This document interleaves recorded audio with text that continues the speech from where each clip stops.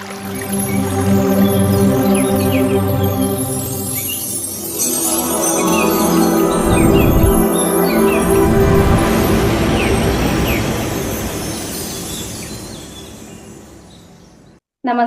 ಎಲ್ಲ ಆತ್ಮ ಬಂಧುಗಳಿಗೂ ಮೊಟ್ಟ ಮೊದಲಿಗೆ ಬ್ರಹ್ಮಶ್ರೀ ಪಿತಾಮಹ ಪತ್ರಿ ಸರ್ಗೂ ರಾಜಮಾತೆಯಾದಂಥ ಸ್ವರ್ಣಮಾಲಾ ಅಮ್ಮನವರ ಪಾದಾಭಿವಂದನೆಗಳನ್ನು ತಿಳಿಸುತ್ತಾ ಪ್ರಕೃತ ಮಾತಾ ವಸುಂಧರ ಮಾತಾ ನಿಮಗೆಲ್ಲರಿಗೂ ವಂದನೆಗಳನ್ನು ತಿಳಿಸುತ್ತಾ ಇವತ್ತು ಮಧ್ಯಾಹ್ನದ ಕಾರ್ಯಕ್ರಮಕ್ಕೆ ಎಲ್ಲರೂ ಸರಿಯಾದ ಸಮಯಕ್ಕೆ ಆಗಮಿಸಿದ್ದೀರಾ. ನಿಮಗೂ ಸಹ ಧನ್ಯವಾದಗಳು. ಈ ಕಾರ್ಯಕ್ರಮಕ್ಕೆ ಸ್ವಾಗತ ಸುಸ್ವಾಗತ ಮಾಸ್ಟರ್ಸ್.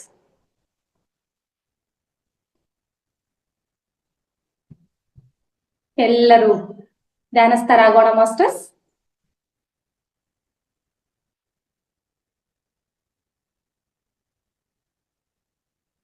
ಸ್ಪೆಕ್ಟ್ ಏನಾದಿದ್ರೆ ಪಕ್ಕದಲ್ಲಿ ತಿಟ್ಬಿಡೋಣ ಮಾಸ್ಟರ್ಸ್.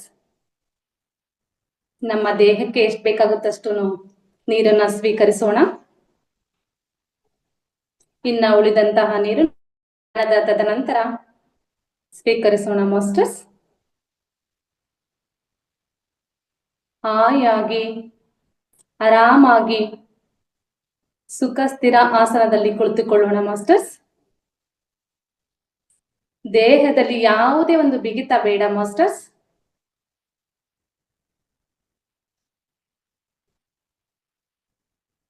ನಿಧಾನಗತಿಯಲ್ಲಿ ಕೈಗಳನ್ನ ಲಾಕ್ ಮಾಡ್ಕೊಳ್ಳೋಣ. ಕಾಲೆರಡನ್ನು ಕ್ರಾಸ್ ಮಾಡ್ಕೊಳ್ಳೋಣ. ನಿಧಾನಗತಿಯಲ್ಲಿ ಚಿಕ್ಕ ಮಗು ಮಲಗುವಾಗ ಯಾವ ರೀತಿ ಕಣ್ಣನ್ನು ಮೃದುವಾಗಿ ಮುಚ್ಚುತ್ತೋ ಅದೇ ರೀತಿ ಕಣ್ಣೆರಡನ್ನು ಮುಚ್ಚೋಣ ಮಾಸ್ಟರ್ಸ್.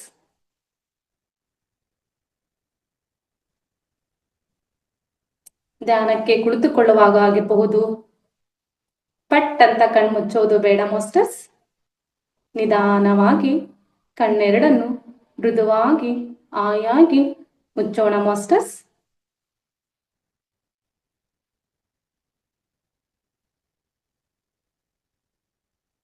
ಆರಾಮಾಗಿ ಮುಖದಲ್ಲಿ ಒಂದು ಮಂದಹಾಸ ನಗುವಿನ ಮೂಲಕ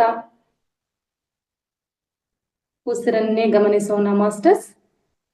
ಒಳ ಹೋಗುವ ಉಸಿರು, ಹೊರಗೆ ಬರುವಂತಹ ಉಸಿರಿನ ಕಡೆಗೆ ಮಾತ್ರ ಗಮನ ಇರಲಿ ಮಾಸ್ಟರ್ಸ್.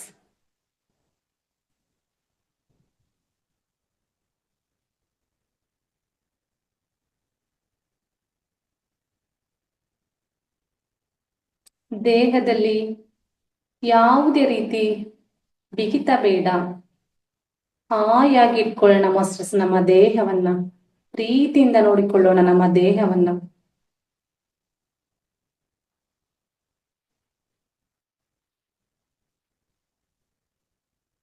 ನಿಧಾನವಾಗಿ ಒಳ ಹೋಗುವ ಉಸಿರು, ಹೊರಗೆ ಬರುವಂತಹ ಉಸಿರಿನ ಕಡೆಗೆ ಮಾತ್ರ ಗಮನ ಇರಲಿ ಮಾಸ್ಟರ್ಸ್. ಯಾವುದೇ ರೀತಿ ಆಲೋಚನೆಗಳು ಬಂದರೆ ಆಲೋಚನೆಗಳತ್ತ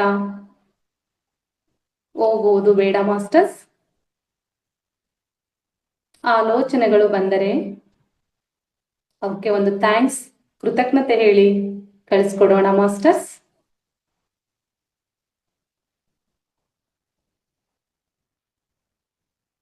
ಉಸಿರಿದ್ದರೆ ಶಿವ, ಉಸಿರಿಲ್ಲ ಎಂದರೆ ಶವ.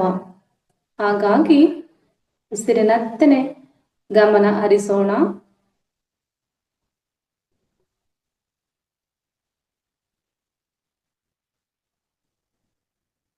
Music please ma'am.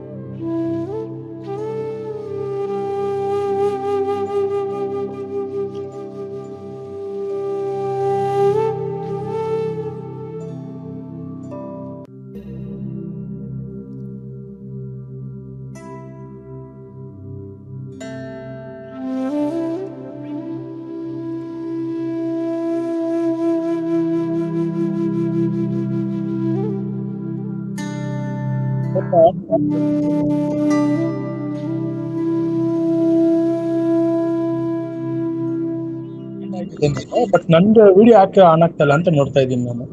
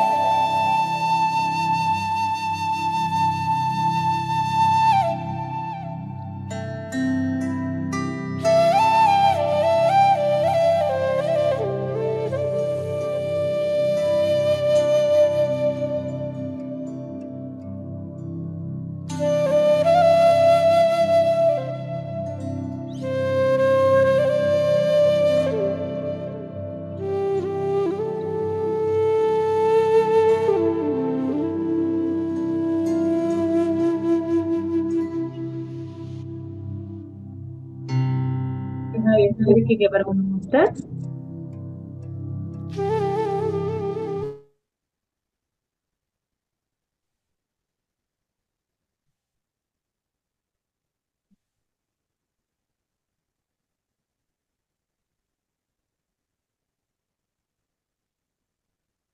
ಒತ್ತಾಯಪೂರ್ವಕವಾಗಿ ಧ್ಯಾನದಿಂದ ಹೊರಬರುವಂತಹ ಪ್ರಯತ್ನ ಯಾರೂ ಮಾಡಬೇಡಿ ಮಾಸ್ಟರ್ಸ್. ಮುಂದುವರಿಸಬೇಕಂತ ಇರುವಂತಹ ಧ್ಯಾನಿಗಳು ಧ್ಯಾನವನ್ನು ಮುಂದುವರಿಸಬಹುದು ಮಾಸ್ಟರ್ಸ್.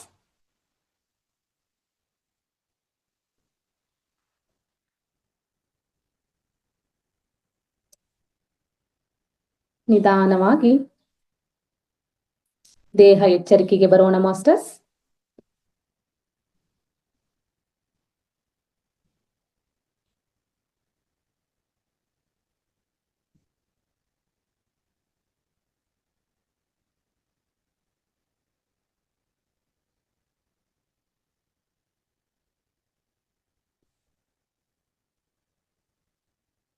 ನಿಧಾನವಾಗಿ ಕೈಗಳನ್ನು ಬಿಡಿಸಿಕೊಂಡು ಕಾಲುಗಳನ್ನು ಸಹ ಬಿಡಿಸಿಕೊಳ್ಳೋಣ ಮಾಸ್ಟರ್ಸ್. ಕೈ ಎರಡನ್ನು ನಿಧಾನವಾಗಿ ನಿಮ್ಮ ಕಣ್ಣುಗಳ ಮೇಲೆ ಇಡಿ ಮಾಸ್ಟರ್ಸ್. 5 4 3 2 1 0. ನಿಧಾನವಾಗಿ ಕಣ್ಣಿಗೆ ನೇರವಾಗಿ ನಿಮ್ಮ ಕೈಗಳನ್ನು ತನ್ನಿ ಮಾಸ್ಟರ್ಸ್. ನಿಧಾನಗತಿಯಲ್ಲಿ ಕಣ್ಣುಗಳನ್ನ ಬಿಡುವಂತ ಪ್ರಯತ್ನ ಮಾಡಿ ಮಾಸ್ಟರ್ಸ್. ಆರಾಮಾಗಿ ನಿಮ್ಮ ಹಸ್ತ ರೇಖೆಗಳನ್ನ ನೋಡುತ್ತಾ ಕಣ್ಣುಗಳನ್ನ ಬಿಡೋಣ ಮಾಸ್ಟರ್ಸ್. ಅದ್ಭುತವಾದ ಧ್ಯಾನವನ್ನು ಮಾಡಿಕೊಂಡು ಬಂದಿರುವಂತ ಎಲ್ಲ ಆತ್ಮ ಚೈತನ್ಯಗಳಿಗೂ ಅನಂತ ಅನಂತ ಪ್ರಣಾಮಗಳನ್ನು ತಿಳಿಸೋಣ. ಹಾಗೆ ಇಷ್ಟೊತ್ತು ಧ್ಯಾನ ಮಾಡ್ಲಿಕ್ಕೆ ನಮ್ಮ ದೇಹ ಅದ್ಭುತವಾಗಿ ಸಹಕರಿಸಿದೆ. ಆ ದೇಹಕ್ಕೆ ಒಂದು ಚಪ್ಪಾಳೆ ಹಾಕೋಣ ಮಾಸ್ಟರ್ಸ್. ನೀರನ್ನು ಸ್ವೀಕರಿಸೋರು ನೀರನ್ನು ಸ್ವೀಕರಿಸಬಹುದು ಮಾಸ್ಟರ್ಸ್. ಅದ್ಭುತವಾದ ಧ್ಯಾನವನ್ನು ಮಾಡಿಕೊಂಡು ಬಂದಿರುವಂತ ಎಲ್ಲ ಆತ್ಮ ಚೈತನ್ಯಗಳಿಗೂ ಅನಂತ ಅನಂತ ಪ್ರಣಾಮಗಳನ್ನು ತಿಳಿಸೋಣ. ಅದೇ ರೀತಿ ಇವತ್ತು ಮಹಾವತಾರ ಫೌಂಡೇಶನ್ ರಂಗನಾಥ್ ಗುರುಜಿ ಅವರು ಅದ್ಭುತವಾದ ವೇದಿಕೆಯನ್ನು ನಮಗೆ ಕಲ್ಪಿಸಿಕೊಟ್ಟಿದ್ದಾರೆ. ಇವತ್ತು ನಿಮ್ಮೆಲ್ಲರ ಜೊತೆ ವಿಜಯಕಾಂತ್ ಸರ್ ಇದ್ದಾರೆ. ಮಾಯದ ಪ್ರಭಾವದ ಬಗ್ಗೆ ತಿಳಿಸ್ಕೊಡ್ಲಿಕ್ಕೆ ಅವ್ರನ್ನ ಈ ಕಾರ್ಯಕ್ರಮಕ್ಕೆ ಸ್ವಾಗತಿಸೋಣ. ಸ್ವಾಗತ ಸುಸ್ವಾಗತ ಸರ್. ಹಾಗೆ ಈ ಕಾರ್ಯಕ್ರಮಕ್ಕೆ ಬಂದಿರುವಂತಹ ಎಲ್ಲ ಆತ್ಮಗಳಿಗೂ ಅನಂತ ಅನಂತ ಪ್ರಣಾಮಗಳು. ಹಾಗೆ ನಿಮ್ಮೆಲ್ಲರನ್ನೂ ಸಹ ಈ ಕಾರ್ಯಕ್ರಮಕ್ಕೆ ಸ್ವಾಗತಿಸುತ್ತೇನೆ. ಸ್ವಾಗತ ಸುಸ್ವಾಗತ. ಸ್ವಾಗತ ಸರ್. ನಮಸ್ತೆ ಮೇಡಮ್. ಎಸ್ ಸರ್, ನಮಸ್ತೆ. ಬ್ರಹ್ಮರ್ಷಿ ಪಿತಾಮಹ ಪತ್ರಿಜಿ ಗುರುಗಳಿಗೂ ಸ್ವರ್ಣಮಾಲ ಅಮ್ಮನವರಿಗೂ ಎಲ್ಲ ನನ್ನ ಧ್ಯಾನ ಮಿತ್ರರಿಗೂ ನನ್ನ ಹೃದಯಪೂರ್ವಕವಾದ ಅನಂತ ಕೋಟಿ ಆತ್ಮ ವಂದನೆಗಳನ್ನು ಸಲ್ಲಿಸುತ್ತಾ ಇವತ್ತಿನ ವಿಷಯ ಮಾಯೆ ಪ್ರಭಾವ. ಅಂದ್ರೆ ಮಾಯೆ ಅಂದ್ರೆ ಏನು ಅಂತ ಸ್ವಲ್ಪ ಆಳವಾಗಿ ಇವತ್ತು ತಿಳ್ಕೊಳ್ಳೋಣ. ಅಂದ್ರೆ ಇವಾಗ ನಾವು ಇರೋದು ಕೂಡ ಮಾಯಾ ಜಗತ್ತಲ್ವಾ. ಈ ಜಗತ್ತು ಕೂಡ ಮಾಯದಿಂದ ಕೂಡಿರುವುದೇ. ಆದ್ರೆ ನಮ್ಗೆ ಯಾಕೆ ಮಾಯೆ ಬಗ್ಗೆ ಅರಿವು ನಮ್ಗೆ ಮೂಡ್ತಾ ಇಲ್ಲ? ಯಾಕಪ್ಪ ಅಂದ್ರೆ ಈ ಮಾಯೆ ಪ್ರಭಾವ ಅಷ್ಟು ಬಲಿಷ್ಠವಾಗಿದೆ. ನಾವು ಮಾಯೆನಲ್ಲೇ ಇರೋದು ಎಂಬ ಒಂದು ಅರಿವು ಕೂಡ ನಮ್ಮಲ್ಲಿ ಇಲ್ಲದೆ ಇರುವುದರಿಂದಾನೇ ನಮ್ಗೆ ಆ ಮಾಯೆ ಬಗ್ಗೆ ತಿಳ್ಕೊಳಕ್ ಆಗ್ತಾ ಇಲ್ಲ. ಯಾಕಂದ್ರೆ ಎಲ್ಲವೂ ಕೂಡ ನಾನು ನೋಡ್ತಾ ಇರೋದು, ಅನುಭವಿಸ್ತಾ ಇರೋದು, ಕಾಣ್ತಾ ಇರೋದು ಪ್ರತಿಯೊಂದು ಕೂಡ ಸತ್ಯ ಅಂತ ನಾನು ನಂಬಿರುವುದರಿಂದಾನೇ ನನ್ಗೆ ಆ ಸತ್ಯ ನನ್ಗೆ ಗೊತ್ತಾಗ್ತಾ ಇಲ್ಲ. ಅಂದ್ರೆ ನಾವು ಇಲ್ಲಿ ಅಜ್ಞಾನದಲ್ಲಿ ಇದೀವಿ. ಮಾಯೆ ಅಂದ್ರೆ ಏನಂದ್ರೆ ಅಜ್ಞಾನ. ಏನಪ್ಪಾ ಮಾಯೆ ಅಂದ್ರೆ ನಮ್ಮ ಆಸೆ, ನಮ್ಮ ಕನಸು, ನಾವು ಅಜ್ಞಾನದಲ್ಲಿ ಯಾವ್ದೆಲ್ಲ ಮಾಡ್ತಾ ಇದೀವಿ ಎಲ್ಲವೂ ಕೂಡ ಮಾಯೇನೆ. ಇದನ್ನ ಯಾರು ಅರ್ಥ ಮಾಡ್ಕೊಳ್ತಾರೋ ಮಾಯೆ ಬಗ್ಗೆ ಸರಿಯಾಗಿ ಇದು ತಿಳುವಳಿಕೆ ಬಂದಾಗ ನಮ್ಮ ಸಾಧನೆ ಆಗಿರ್ಬಹುದು, ನಮ್ಮ ಜ್ಞಾನ ಆಗಿರಬಹುದು, ಎಲ್ಲದೂ ಕೂಡ ಒಂದು ಪ್ರತಿಫಲ ಇರುತ್ತೆ ಮಾಸ್ಟರ್ಸ್. ಈಗ ನಾನು ಈಗ ಏನ್ ಜೀವಿಸ್ತಾ ಇದ್ದೀನಿ, ನಾನು ಏನ್ ಕರ್ಮ ಮಾಡ್ತಾ ಇದ್ದೀನಿ, ಇವೆಲ್ಲವೂ ಕೂಡ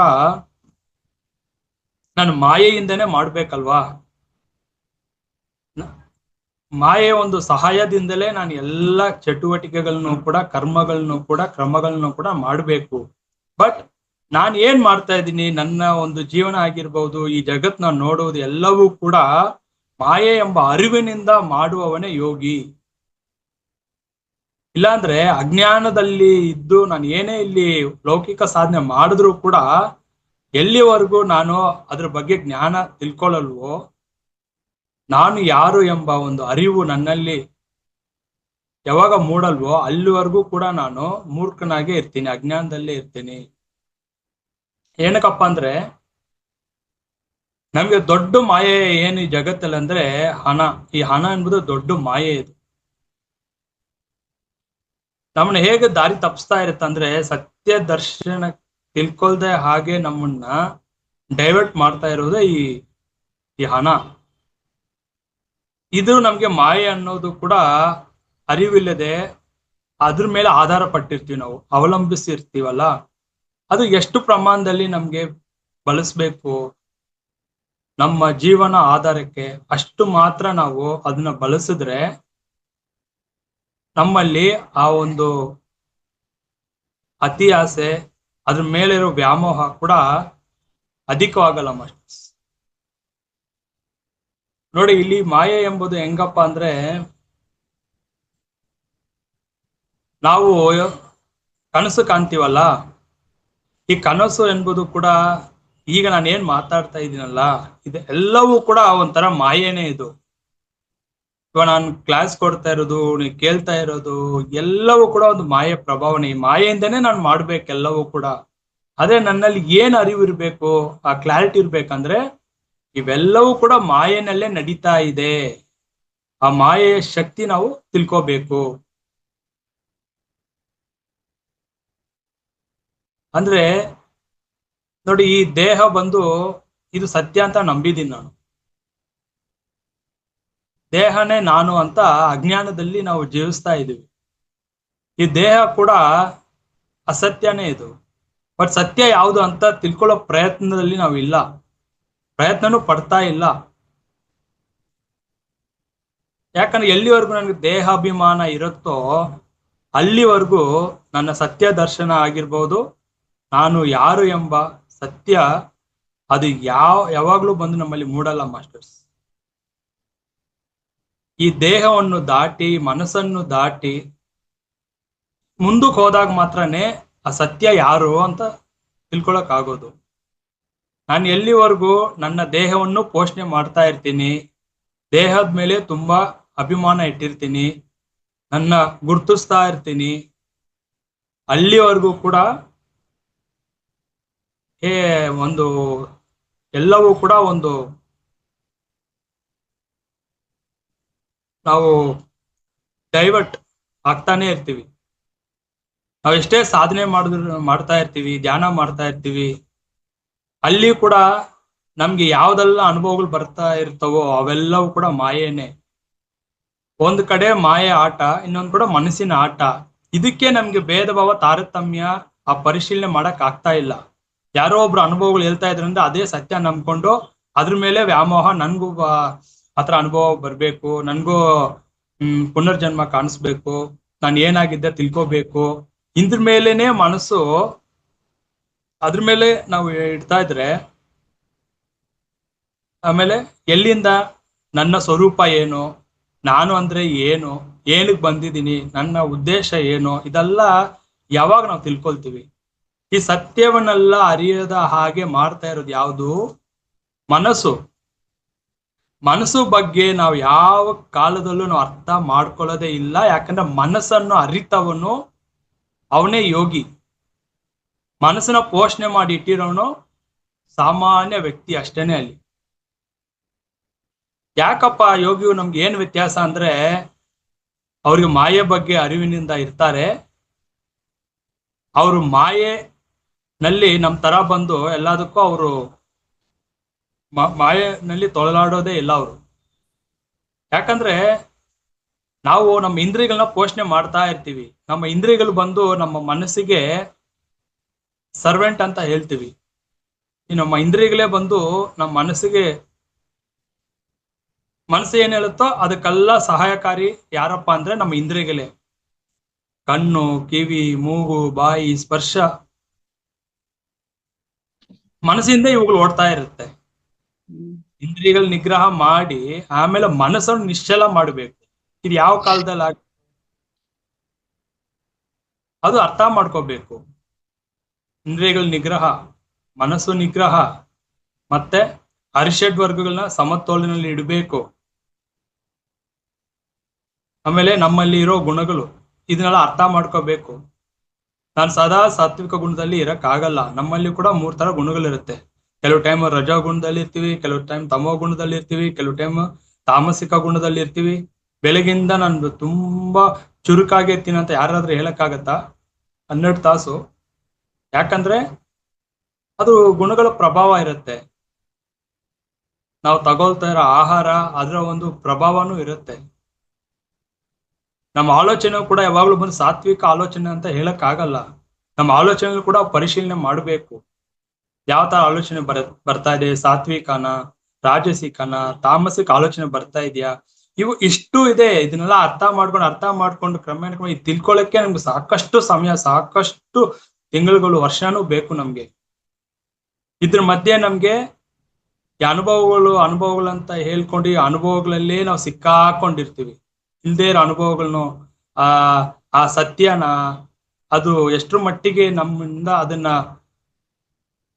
ಪರಿಶೀಲನೆ ಮಾಡಕ್ಕಾಗತ್ತೆ, ಆ ಸ್ಥಿತಿಯಲ್ಲೂ ನಾವು ಇರಲ್ಲ. ಅವಸ್ಥೆನಲ್ಲಿ ಇರ್ತೀವಿ. ಅದನ್ನ ಉನ್ನತ ಸ್ಥಿತಿ ಅಂತ ಭ್ರಮೆನಲ್ಲಿ ಇರ್ತೀವಿ. ಅದೆಲ್ಲ ಅವಸ್ಥೆಗಳು ನಮ್ಗೆ. ಅಂದ್ರೆ ಆಧ್ಯಾತ್ಮಿಕದಲ್ಲಿ ಮುಂದಕ್ಕೆ ಹೋಗದ ಹಾಗೆ ನಮ್ಮನ್ನ ಕೆಳಕ್ ತಳ್ತಾ ಇರುತ್ತೆ ಅನುಭವಗಳೆಲ್ಲ ಬಂದು. ಯಾಕಂದ್ರೆ ಮನಸ್ಸು ಎಷ್ಟು ಬಲಿಷ್ಠ ಅಂದ್ರೆ ಅದಕ್ಕೆ ಯಾವತ್ತೂ ಬಂದು ನೀವು ಲೌಕಿಕ ವಿಷಯ ಬಿಟ್ಟು ಆಧ್ಯಾತ್ಮಿಕ ಹೋಗಕ್ಕೆ ಅದು ಇಚ್ಛೆ ಪಡೋದೇ ಇಲ್ಲ. ಯಾವ ಕಾಲಕ್ಕೂ ಅದು ಅನುಮತಿ ಕೊಡೋದೇ ಇಲ್ಲ. ಅದಕ್ಕೆ ಯಾವಾಗ್ಲೂ ಬಂದು ನಮ್ಮನ್ನ ಈ ಲೌಕಿಕದಲ್ಲಿ ಮಾಯನಲ್ಲಿ ಸಿಕ್ಕಾಕ್ಸ್ತಾ ಇರ್ಬೇಕು, ಡೈವರ್ಟ್ ಮಾಡೋದು ಅಷ್ಟೇ ಅದರ ಒಂದು ಧ್ಯೇಯ. ಅದು ನಮ್ಗೇನಾದ್ರೂ ಆ ಸತ್ಯ ಗೊತ್ತಾಗ್ಬಿಟ್ರೆ ಅದು ಫುಲ್ ಡಮ್ಮಿ ಆಗ್ಬಿಡತ್ತೆ, ವೀಕ್ ಆಗ್ಬಿಡತ್ತೆ. ಅದ ಕೆಲಸ ಏನಿರಲ್ಲ ಇಲ್ಲಿ. ಅದಕ್ ಭಯ. ಅದು ಇವನು ಸತ್ಯ ಗೊತ್ತಾಗ್ಬಿಟ್ರೆ ಇವನು ನಮ್ದು ಏನಿಲ್ಲಿರಲ್ಲ, ನಾವು ಕಾಣೆಯಾಗಿ ಹೋಗ್ಬಿಡ್ತೀವಿ ಅಂತ ಹೇಳ್ಬಿಟ್ಟು ಏನ್ ಮಾಡ್ತಾನೆ, ಅವನ್ ಬಲೆಯಲ್ಲೇ ಇಟ್ಟಿರ್ತಾನೆ. ನಾವು ತಪ್ಸ್ಕೋಬಾರ್ದು. ಮನಸ್ಸಿನ ಬಲೆನಲ್ಲಿ ಯಾವಾಗ್ಲೂ ಅವನ್ ಕಂಟ್ರೋಲಲ್ಲೇ, ಅವನ ಒಂದು ತಲೀನದಲ್ಲೇ ಇರ್ಬೇಕು ಅಂತ ಅಷ್ಟು ಬಲಿಷ್ಠವಾಗಿ ನಮ್ಮನ್ನ ಡೈವರ್ಟ್ ಮಾಡ್ಲಿಕ್ಕೆ ಏನ್ ಮಾಡ್ತಾನೆ, ಏನೇನೋ ಅನುಭವಗಳು ತೋರಿಸ್ತಾ ಇರ್ತಾನೆ. ಅವನು ಮನಸ್ಸಿಗೆ ಅಷ್ಟು ಪವರ್ ಇರುತ್ತೆ, ಶಕ್ತಿ ಇರುತ್ತೆ ನಮ್ಮ ಡೈವರ್ಟ್ ಮಾಡ್ಲಿಕ್ಕೆ. ಯಾರ್ಯಾರ ತರನೋ ರೂಪ ಆಕಾರ ತಗೊಂಡ್ ಬಂದೆಲ್ಲ ನಮ್ಮನ್ನ ಏಮಾರಿಸ್ತಾ ಇರ್ತಾನೆ. ಎಲ್ಲ ನಾವು ಕಂಡಿದ್ದೆಲ್ಲ ಸತ್ಯ ಅಂತ ನಂಬ್ಕೊಂಡು ಅಲ್ಲೇ ಆ ಭ್ರಮೆನಲ್ಲೇ ಒಳಗಾಗಿ ಆ ಭ್ರಾಂತಿನಲ್ಲೇ ಇರ್ತೀವಿ. ಮಾಯೆ ಅಂತ ಕೂಡ ಪರೀಕ್ಷೆಗಳು ಬರ್ತಾ ಇರುತ್ತೆ. ಮುಂದಕ್ಕೆ ಹೋಗ್ತೀವ, ಅಲ್ಲೇ ನಿಲ್ತೀವ, ಅದನ್ನೇ ಹಿರಿಮೆಯಿಂದ ಹೇಳ್ಕೊಂಡು ತಿರ್ಗಾಡ್ತೀವ ಅಂತ. ಒಂದ್ ಕಡೆ ಮಾಯೆ ಒಂದು ಪರೀಕ್ಷೆ ಇರುತ್ತೆ, ಇನ್ನೊಂದು ನಮ್ಮ ಮನಸ್ಸು ತೋರಿಸೋ ಮಾಯೆ ಆಟ ಇರುತ್ತೆ. ಇದ್ರ ಮಧ್ಯೆ ನಾವು ಸಾಧನೆ ಮಾಡ್ಕೊಂಡು ಜ್ಞಾನ ಬೆಳೆಸ್ಕೊಂಡು ಹೋಗ್ತಾ ಇರ್ಬೇಕು. ಯಾರು ಅನುಭವಗಳ ಹಿಂದೆ ಹೋಗ್ತಾ ಇರ್ತಾರೋ, ಅನುಭವಗಳನ್ನ ಪೋಷಣೆ ಮಾಡ್ಕೊಂಡು ಅದ್ರ ಮೇಲೆ ನಿಂತಿರ್ತಾರೋ ಅಲ್ಲಿಗೆ ಅವ್ರು ಸ್ಟಕ್ ಆಗಿರ್ತಾರೆ. ಒಬ್ಬ ಸರಿಯಾದ ಗುರು ಎಲ್ಲಿ ನಾವು ಸ್ಟಕ್ ಆಗಿರ್ತೀವೋ ಅಲ್ಲಿಂದ ನಮ್ಮನ್ನ ಮುಂದೆ ತಗೊಂಡೋಗೋನೆ ಸರಿಯಾದ ಗುರು, ಮಾರ್ಗದರ್ಶನ ನೀಡೋ ಗುರು ಅಂತಾರೆ. ಗುರುವೇ ಕೂಡ ಮಾಯನಲ್ಲಿ ಸಿಕ್ಕಾಕೊಂಡಿದ್ರೆ ಅವರೇ ಕೂಡ ನಾನು ಮಾಯನ್ ಟ್ರ್ಯಾಪ್ ಅಲ್ಲಿ ಇದೀನಿ ಅಂತ ಅವ್ರಿಗೆ ಅರಿವು ಇಲ್ಲದೆ ಇರುವಾಗ ಹೇಗೆ ನಾವೆಲ್ಲಿ ಸ್ಟಕ್ ಆಗಿದೀವೋ ನಮ್ಮನ್ನ ಹೇಗೆ ಮುಂದೆ ತಗೊಂಡೋಗ್ತಾರೆ? ಅವ್ರಿಗೆ ಗೊತ್ತಿಲ್ಲ ಮಾಯೆಯನ್ನು ದಾಟುವುದು ಹೇಗೆ, ಮಾಯೆ ಪ್ರಭಾವ ಅಂದ್ರೆ ಹೇಗೆ, ಮಾಯೆ ಹೇಗೆ ಕೆಲಸ ಮಾಡ್ತಾ ಇರುತ್ತೆ ಅಂತ. ಸೊ ಅದಕ್ಕೆ ಹೇಳ್ತಾ ಇರೋದು, ಮಾಯೆ ಬಗ್ಗೆ ಸರಿಯಾದ ನಾವು ಆ ತಿಳುವಳಿಕೆಯಿಂದ ಸಾಧನೆ ಮಾಡಬೇಕು, ಜ್ಞಾನ ಬೆಳೆಸ್ಕೋಬೇಕು. ಎಂತೆಂತೋ ಮಹಾತ್ಮರಿಗೆ ಮಾಯೆ ಬಿಟ್ಟಿಲ್ಲ, ಯೋಗಿಗಳಿಗೆ ಮಾಯೆ ಬಿಟ್ಟಿಲ್ಲ. ನಮ್ಮೆಲ್ಲ ಸಾಧನೆ ಎಲ್ಲಿದೆ? ಇಚ್ಛಾಶಕ್ತಿ ಮೇಲೆ ಇದೆ, ಜ್ಞಾನ ಶಕ್ತಿ ಮೇಲೆ ಇಲ್ಲ. ಇಲ್ಲಿ ಕೂಡ ಅಪೇಕ್ಷೆ, ನಿರೀಕ್ಷೆ, ಇದು ಸಿಗತ್ತಾ, ಅದು ಸಿಗತ್ತಾ, ಇದು ಸಿದ್ಧಿ ಮಾಡ್ಕೋಬಹುದಾ, ಸಂಕಲ್ಪ ಇಟ್ಕೊಳ್ಳೋಣ. ಅಂದ್ರೆ ಎಲ್ಲ ಒಂದು ಇಚ್ಛೆಯಿಂದನೇ ಮಾಡ್ತೀವಿ, ನಿಸ್ವಾರ್ಥದಿಂದ ಬಯಕೆ ಇಲ್ಲದೆ ಯಾವ ಸಾಧನೆನೂ ಮಾಡಲ್ಲ ನಾವು. ಎಲ್ಲವೂ ಕೂಡ ನಾವು ಎಲ್ಲವೂ ನಮ್ಮನ್ನ ಕೈ ಬಿಟ್ಟು ಹೋದ್ಮೇಲೆ ಫೈನಲ್ ಧ್ಯಾನದಲ್ಲಿ ಸಿಗತ್ತಾ, ಯಾರೋ ಕೇಳ್ಕೊಂಡ್ ಬಂದು ಇಲ್ಲಿ ಧ್ಯಾನ ಮಾಡಿ ಸಕಲ ಭೋಗಗಳು ಸಿಗತ್ತೆ ನಿಮ್ಗೆ, ಎಲ್ಲನೂ ಮ್ಯಾನಿಫೆಸ್ಟ್ ಮಾಡ್ಕೋಬಹುದು, ಕಾರ್ಯಗತ ಮಾಡ್ಕೋಬಹುದು ಅಂತ ಹೇಳ್ಬಿಟ್ಟು ಅವಾಗ ಬರ್ತೀವಿ. ಯಾಕಂದ್ರೆ ಇಲ್ಲಿ ಕೂಡ ಹೌದು, ಬೇರೆ ಏನೇನೋ ಸರ್ಕಸ್ ಮಾಡಿರ್ತೀವಿ, ಎಲ್ಲಾ ಪ್ರಯೋಗಗಳು ಮಾಡಿರ್ತೀವಿ, ಅದ್ ಯಾವ್ದು ಕೈಗೂಡಿಲ್ಲ ಅಂದಾಗ ಅವಾಗ ಧ್ಯಾನದಲ್ಲಿ ಸಿಗತ್ತಾ ಅಂತ ಬರ್ತೀವಿ. ಇಲ್ಲಿ ಕೂಡ ನಿರಾಶೆ ಆದ್ಮೇಲೆ ಯಾಕಪ್ಪ ಅಂದ್ರೆ ಧ್ಯಾನ ಅಂದ್ರೆ ಫಸ್ಟ್ ಯಾರಿಗೂ ಸರಿಯಾಗಿ ಅರ್ಥನೇ ಆಗ್ತಾ ಇಲ್ಲ. ಧ್ಯಾನ ಅಂದ್ರೆ ಫಸ್ಟು ಮರಣಕ್ಕೆ ಹತ್ರ ಆಗ್ತಾ ಇರೋದು ಅಂತ. ಇದು ಕಾನ್ಶಿಯಸ್ ಸ್ಲೀಪ್ ಅಂತ ಹೇಳ್ತಾರೆ, ಜಾಗೃತ ನಿದ್ರೆ. ಇದು ಮರಣಕ್ಕೆ ಹತ್ರ ಆಗ್ತಾ ಇದೀವಿ ಅಂತ, ಮರಣಕ್ಕೆ ಸಮೀಪದಲ್ಲಿ ಇದ್ದು ಅದನ್ನ ಅನುಭವಿಸ್ತಾ ಇದೀವಿ ಅಂತ.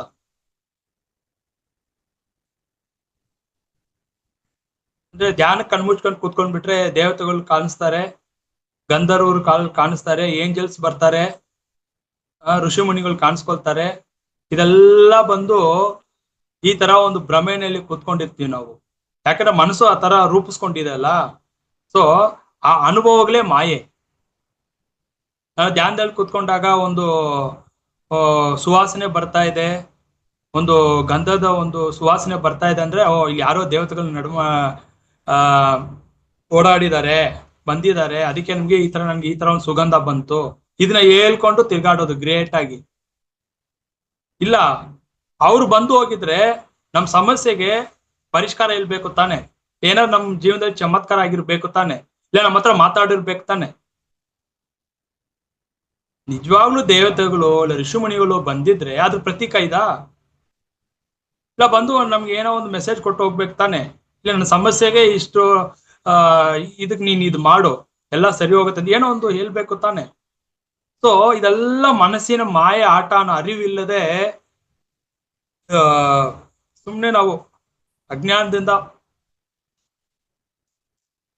ಮುಂದಕ್ಕೆ ಹೋಗ್ತಾನೇ ಇದೀವಿ. ಸರಿಯಾದ ಜ್ಞಾನ ತಿಳ್ಕೊಂಡು, ಸರಿಯಾದ ಅರಿವಿನಿಂದ, ಸರಿಯಾದ ಸಾಧನೆಯಿಂದ, ಸರಿಯಾದ ಗುರುವಿನ ಮಾರ್ಗದರ್ಶನದಿಂದ, ಅಪೇಕ್ಷೆ ನಿರೀಕ್ಷೆ ಇಲ್ಲದೆ ಧ್ಯಾನ ಮಾಡಬೇಕು. ಅವಾಗ ಧ್ಯಾನ ಸಿದ್ಧಿ ಆಗತ್ತೆ. ಅವಾಗ ಯಾವ ಸಂಕಲ್ಪನೂ ಬೇಕಾಗಿಲ್ಲ. ಯಾಕೆ ನಮ್ಗೆ ಸಂಕಲ್ಪ ನಾವು ಇಟ್ಕೊಳ್ತಾ ಇದೀವಿ ಅಂದ್ರೆ, ಯಾಕೆ ಎಲ್ರಿಗೂ ಸಂಕಲ್ಪ ಸಿದ್ಧಿ ಆಗಲ್ಲ ಅಂದ್ರೆ, ಯಾಕೆ ವಿಕಲ್ಪ ಆಗ್ತಾ ಇದೆ ಅಂದ್ರೆ, ಬಯಕೆಯಿಂದ ಮಾಡಬಾರ್ದು ಯಾವತ್ತು. ಶರಣಾಗತಿಯಿಂದ ಸಾಧನೆ ಮಾಡ್ಬೇಕು ಅಷ್ಟೇನೆ. ಏನಾಗುತ್ತಾ ಆಗ್ಲಿ, ಈ ಧ್ಯಾನದಲ್ಲಿ ಪ್ರಾಣ ಹೋಗುತ್ತಾ ಖುಷಿ, ಅದಕ್ಕಿಂತ ದೊಡ್ಡ ಭಾಗ್ಯ ಏನಿದೆ ಅಂತ ಧ್ಯಾನ ಮಾಡ್ಬೇಕು. ಧ್ಯಾನದಲ್ಲಿ ಒಳ್ಳೆ ಅನುಭವಗಳೇ ಬರ್ಬೇಕಂತ ಏನು ರೂಲ್ಸ್ ಇಲ್ಲ. ಆತರ ಏನಾದ್ರು ಇದೆಯಾ? ಧ್ಯಾನದಲ್ಲಿ ಮರಣನೂ ಸಂಭವಿಸ್ಬಹುದು, ಅದನ್ನು ಪ್ರೀತಿಯಿಂದ ಸ್ವೀಕರಿಸ್ಬೇಕು. ಸೊ ಅದನ್ನೇ ಹೇಳ್ತಾ ಇರೋದು, ಮಾಯ ಪ್ರಭಾವ ಹಂಗಿರುತ್ತೆ. ಭೂಮಿ ಮೇಲೆ ರಾಹು ಪ್ರಭಾವ, ಮಾಯ ಪ್ರಭಾವ ಹಂಗಿದೆ. ಭೂಮಿ ಅಂದ್ರೆ ಮಾಯಾ ಲೋಕ ಅಲ್ವಾ, ಇದು ಕೂಡ ಕನಸಿನ ಜಗತ್ತೇ, ಇದು ಕೂಡ ಸತ್ಯ ಅಲ್ಲ, ಸತ್ಯ ಅಂತ ನಂಬಿಟ್ಟಿದ್ವಿ. ಈಗ ನಾನು ಕನ್ನಡಿ ಮುಂದೆ ನಿಂತ ನೋಡ್ತಾ ಇದ್ದೀನಿ ಮುಖ ಅಂದ್ರೆ, ಆ ಕನ್ನಡಿನಲ್ಲಿ ಕಾಣಿಸೋ ಪ್ರತಿಬಿಂಬ ಸತ್ಯನಾ ಅದು? ಇಲ್ಲ, ನಾನು ಕನ್ನಡಿಯಲ್ಲಿ ನೋಡ್ತಾ ಇರೋದ್ರಿಂದ ನಾನೇ ಅಂತ ಸತ್ಯ ಅಂತ ನಂಬಿದೀನಿ ನಾನು. ಅದು ಪ್ರತಿಬಿಂಬ ಅಷ್ಟೇ. ಇಲ್ಲಿ ಸತ್ಯ ಯಾರು? ನನ್ನೊಳಗಡೆ ಇರೋ ಚೇತನ ಅರಿವು, ಅದು ಸತ್ಯ. ಅದು ಅಲ್ಲಿ ಪ್ರತಿಬಿಂಬಿಸ್ತಾ ಇದೆ ಕನ್ನಡಿನಲ್ಲಿ. ಕನ್ನಡಿನಲ್ಲಿ ನೋಡ್ತಾ ಇರೋದು ನಾನಲ್ಲ, ಅದು ನನ್ನ ಪ್ರತಿಬಿಂಬ. ಅದೇ ತರನೇ ಈ ಜಗತ್ತು ಕೂಡ, ಪ್ರತಿಯೊಂದು ಕೂಡ ಈ ಜಗತ್ತಿನಲ್ಲಿ ನಾವು ನೋಡ್ತಾ ಇರೋದೆಲ್ಲ ಕೂಡ ಮಾಯ ಪ್ರಭಾವನೆ. ಯಾಕಂದ್ರೆ ಅದು ಪ್ರತಿ ಒಂದರಲ್ಲಿ ಕೂಡ ನನ್ನ ಒಂದು ಚೈತನ್ಯ ಶಕ್ತಿ ಇದೆ, ನಾನೇ ಆಗಿದ್ದೀನಿ ಪ್ರತಿಯೊಂದು ವಸ್ತುವನ್ನಲ್ಲಿ ಕೂಡ. ಆ ನೋಡೋ ಇನ್ನ ಆ ಒಂದು ಹಂತಕ್ಕೆ, ಆ ದೃಷ್ಟಿಕೋನಕ್ಕೆ, ಆ ಒಂದು ಅರಿವಿಗೆ ನಾವು ಇನ್ನ ಬಂದಿಲ್ಲ. ಯಾವಾಗ ಪ್ರತಿ ಒಂದರಲ್ಲಿ ಕೂಡ ನಾನೇ ಇದ್ದೀನಿ, ಪ್ರತಿಯೊಂದು ವಸ್ತುವು ಕೂಡ ನಾನಾಗೇ ಇದ್ದೀನಿ, ನನ್ನಲ್ಲೇ ಇದೆ, ಎಲ್ಲವೂ ಕೂಡ ಆಕಾಶ ತತ್ವವೇ ಅಂತ ಯಾವಾಗ ನಾವು ನಮ್ಮಲ್ಲಿ ಆ ಪರಿವರ್ತನೆ, ಆ ಜ್ಞಾನ ಉದ್ಭವ ಆಗುತ್ತೋ ಅಲ್ಲಿಯವರೆಗೂ ನಮ್ಮ ಮನಸ್ಸು ನಮ್ಮ ಅಜ್ಞಾನದಲ್ಲೇ ಇಟ್ಟಿರುತ್ತೆ. ಅದಕ್ಕೆ ನಾರದ ಮಹರ್ಷಿದು ಕೂಡ ಒಂದು ಆ ಘಟನೆ ಹೇಳ್ತಿರ್ತಾರೆ. ಕೃಷ್ಣ ಪರಮಾತ್ಮನ್ಗೆ ಕೇಳ್ತಾರೆ ನಾರದ ಮಹರ್ಷಿ, ಮಾಯೆ ಅಂದ್ರೆ ಏನು, ಹೇಗಿರತ್ತೆ ಅಂತ ಕೇಳ್ತಾರೆ. ಯಾಕಂದ್ರೆ ಅವರು ಭೂಮಿನಲ್ಲಿ ಮಾಯೆ ಪ್ರಭಾವ ಅನುಭವ ಇಲ್ವಲ್ಲ. ನಾನು ಮಾತಿನಲ್ಲಿ ಹೇಳಿದ್ರೆ ನಿನ್ಗೆ ಅರ್ಥ ಆಗಲ್ಲ ನಾರದ, ನೀನು ಭೂಲೋಕಕ್ಕೆ ಹೋಗು, ಮಾಯೆ ಅಂದ್ರೆ ಏನಂತ ನಿಮ್ಗೆ ಅನುಭವ ಸಿಗತ್ತ ಅಂತ ಹೇಳ್ಬಿಟ್ಟು ಏನ್ ಹೇಳ್ತಾರೆ, ಒಂದ್ ಲೋಟದಲ್ಲಿ ನೀರ್ ತಗೊಂಡ್ ಬಾ ಅಂತ ಕಳಿಸ್ತಾರೆ ಭೂಮಿಗೆ. ಅಷ್ಟೇನಾ ಅಂತ ಭೂಮಿಗೆ ಬರ್ತಾರೆ, ಒಂದು ನದಿ ಹತ್ರ ಬರ್ತಾರೆ ನೀರ್ ತಗೊಂಡು ಹೋಗೋಣ ಅಂತ. ಅಲ್ಲಿ ಬಂದಾಗ ಒಂದು ಸ್ತ್ರೀನ ನೋಡ್ತಾರೆ. ಅವ್ಳ ನೃತ್ಯಕ್ಕೆ ಮರಳಾಗಿ ವ್ಯಾಮೋಹಕ್ಕೆ ಬಿದ್ದು ಅಲ್ಲಿ ಸಂಸಾರ ಮಾಡ್ಕೊಳ್ತಾರೆ, ಮಕ್ಳು ಮಾಡ್ಕೊಳ್ತಾರೆ, ಒಂದು ಮನೆ ಕಟ್ಕೊಂಡು ಅಲ್ಲೇ ಇದ್ಬಿಡ್ತಾರೆ. ಇವ್ರು ಬಂದಿದ್ದ ಉದ್ದೇಶ ಏನು? ಕೃಷ್ಣ ಹೇಳಿದ್ರು ಒಂದು ಲೋಟದಲ್ಲಿ ನೀರ್ ತಗೊಂಡ್ ಬಾ ಅಂತ.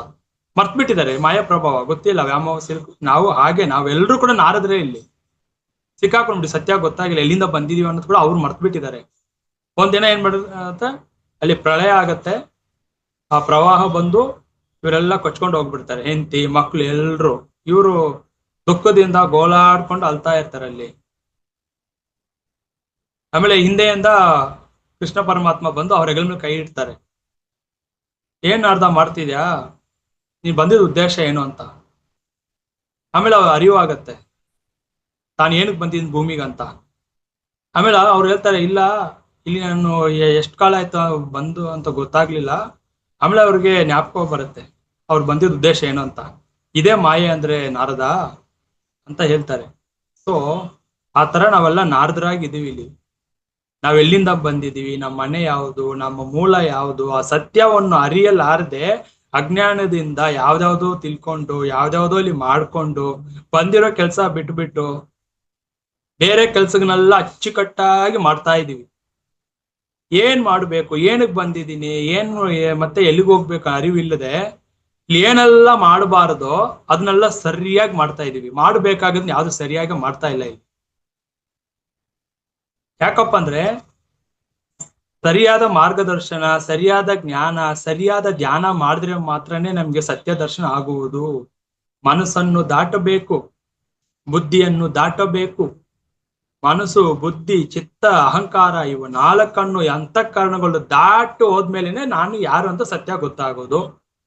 ಚಿತ್ತದಲ್ಲಿ ತೋರ್ಸೋಂತ ಅನುಭವಗಳನ್ನ ಅದನ್ನೇ ನಾವು ಪೋಷಣೆ ಮಾಡ್ಕೊಂಡು ಅಲ್ಲೇ ತೊಳಲಾಡ್ತಾರೆ, ಅಲ್ಲೇ ನಾವು ನಿಂತಿರ್ತೀವಿ, ಅಲ್ಲೇ ಸಿಕ್ಕಾಕೊಂಡಿರ್ತೀವಿ. ಚಿತ್ತದಲ್ಲಿ ನಾವು ಗತ ಜನ್ಮದಲ್ಲಿ ಮಾಡಿರೋ ಎಲ್ಲ ಕರ್ಮಗಳು ಕೂಡ ಏನೇನ್ ಮಾಡಿದೀವೋ ಅದೆಲ್ಲವೂ ಕೂಡ ಒಂದು ಡೇಟಾ ತರ ಅದು ಶೇಖರಣೆ ಆಗಿರುತ್ತೆ. ಅದೇ ಚಿತ್ರಗುಪ್ತ. ಚಿತ್ತ ಅಂದ್ರೆ ನನ್ನ ಚಿತ್ತದಲ್ಲಿ ಇರೋದು. ಗತ ಜನ್ಮದಲ್ಲಿ ಮಾಡಿರೋ ಕರ್ಮ, ಪಾಪ, ಪುಣ್ಯ ಎಲ್ಲವೂ ಕೂಡ ಅದು ಚಿತ್ತದಲ್ಲಿರುತ್ತೆ. ನಮ್ಮ ಚಿತ್ರಗಳನ್ನ ಅವಾಗ ತೋರಿಸ್ತಾ ಇರುತ್ತೆ ಅದು ದೃಶ್ಯಗಳನ್ನ. ನಾನು ಮಾಡಿರೋದೆಲ್ಲ ದೃಶ್ಯಗಳು ಬರುತ್ತೆ ಕೆಲವು ಟೈಮ್ ಧ್ಯಾನದಲ್ಲಿ. ಅದ್ ಯಾಕಪ್ಪ ಅಂದ್ರೆ ಅದು ಗುಪ್ತವಾಗಿ ಇರುತ್ತೆ. ಅದು ಗುಪ್ತವಾಗಿರುವುದೇ ಅದನ್ನ ಚಿತ್ರಗುಪ್ತ ಅಂತ ಹೇಳ್ತಾರೆ. ನಮ್ಮ ಚಿತ್ರಗಳೇ ಗುಪ್ತವಾಗಿರೋದಲ್ಲಿ ನಾವು ಮಾಡಿರೋ ಕರ್ಮಗಳೆಲ್ಲ ಅದು ಕೆಲವು ಟೈಮ್ ಅದು ಓಪನ್ ಆಗತ್ತೆ. ಅದು ಮತ್ತೆ ಬುದ್ಧಿ, ಮನಸ್ಸು ಒಂದು ಇಷ್ಟಪಡತ್ತೆ, ಬುದ್ಧಿ ಒಂದು ವಿಚಾರ ಮಾಡ್ತಾ ಇರುತ್ತೆ, ಬೇಕು ಬೇಡ ಅಂತ ಅದು ಒಂದು ಹೇಳ್ತಾ ಇರುತ್ತೆ, ಅದೊಂದು ಪ್ರಶ್ನೆ ಕೇಳ್ತಾ ಇರುತ್ತೆ.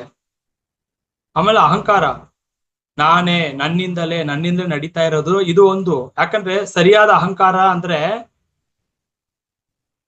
ನಾನು ಒಂದೇ ಇರೋದು, ನಾನು ಒಂದೇ, ಎರಡನೇದು ಯಾವುದು ಇಲ್ಲ, ಆ ನಾನೇ ನಾನು ಎಂಬ ಅದ್ರಲ್ಲಿದ್ದಾಗ ಅದು ಶುದ್ಧ ಅಹಂಕಾರ. ನಮ್ಮಲ್ಲಿರೋ ಅಹಂಕಾರ ಅಂದ್ರೆ ಭೌತಿಕ ಲೌಕಿಕ ಅಹಂಕಾರ. ನಾನು ಇಂಥ ಕುಟುಂಬದವನು, ನಾನು ಇಂಥ ಒಂದು ಗಣ್ಯ ವ್ಯಕ್ತಿ, ಇಂಥ ಮನೆ ಕುಟುಂಬದವನು, ಸಮಾಜದಲ್ಲಿ ಇಂಥ ಒಂದು ಹೆಸರು ಕೀರ್ತಿ ಹೊಂದಿದವನು ಅಂತ ಹೇಳ್ಬಿಟ್ಟು ಈ ತರ ಅಹಂಕಾರದಲ್ಲಿ ಮೆರಿತಾ ಇರ್ತೀವಿ. ಎಲ್ಲ ನಾನೇ ಮಾಡಿದ್ದು, ನಾನೇ ಇದನ್ನ ಕಟ್ಟಿದ್ದು, ನಾನಿಷ್ಟು ಸೇವೆ ಮಾಡಿದ್ದೀನಿ, ತೋರಿಕೆಯಿಂದ ಮಾಡ್ತಾ ಇರೋದೆಲ್ಲ ಈ ಅಹಂಕಾರ. ಯಾಕಂದ್ರೆ ಮನಸ್ಸಿನಿಂದ ಬರ್ತಾ ಇರೋ ಅಹಂಕಾರ, ಅಂತಃಕರಣದಿಂದ ಬರ್ತಾ ಇರೋ ಅಹಂಕಾರ. ಯಾವಾಗ ಸದಾ ಬಂದು ನಂದು ಏನಿಲ್ಲ, ಒಂದು ದೈವಿಕ ಶಕ್ತಿ, ಒಂದು ಚೈತನ್ಯ, ಒಂದು ಅರಿವು, ಒಂದು ಸಾಕ್ಷಿ, ಒಂದು ಪರಮಾತ್ಮ, ಆ ಭಗವಂತ, ಅದೇನ್ ಹೆಸರು ಇಡ್ತೀವೋ ಆ ಇರೋದು ಒಂದೇನೆ.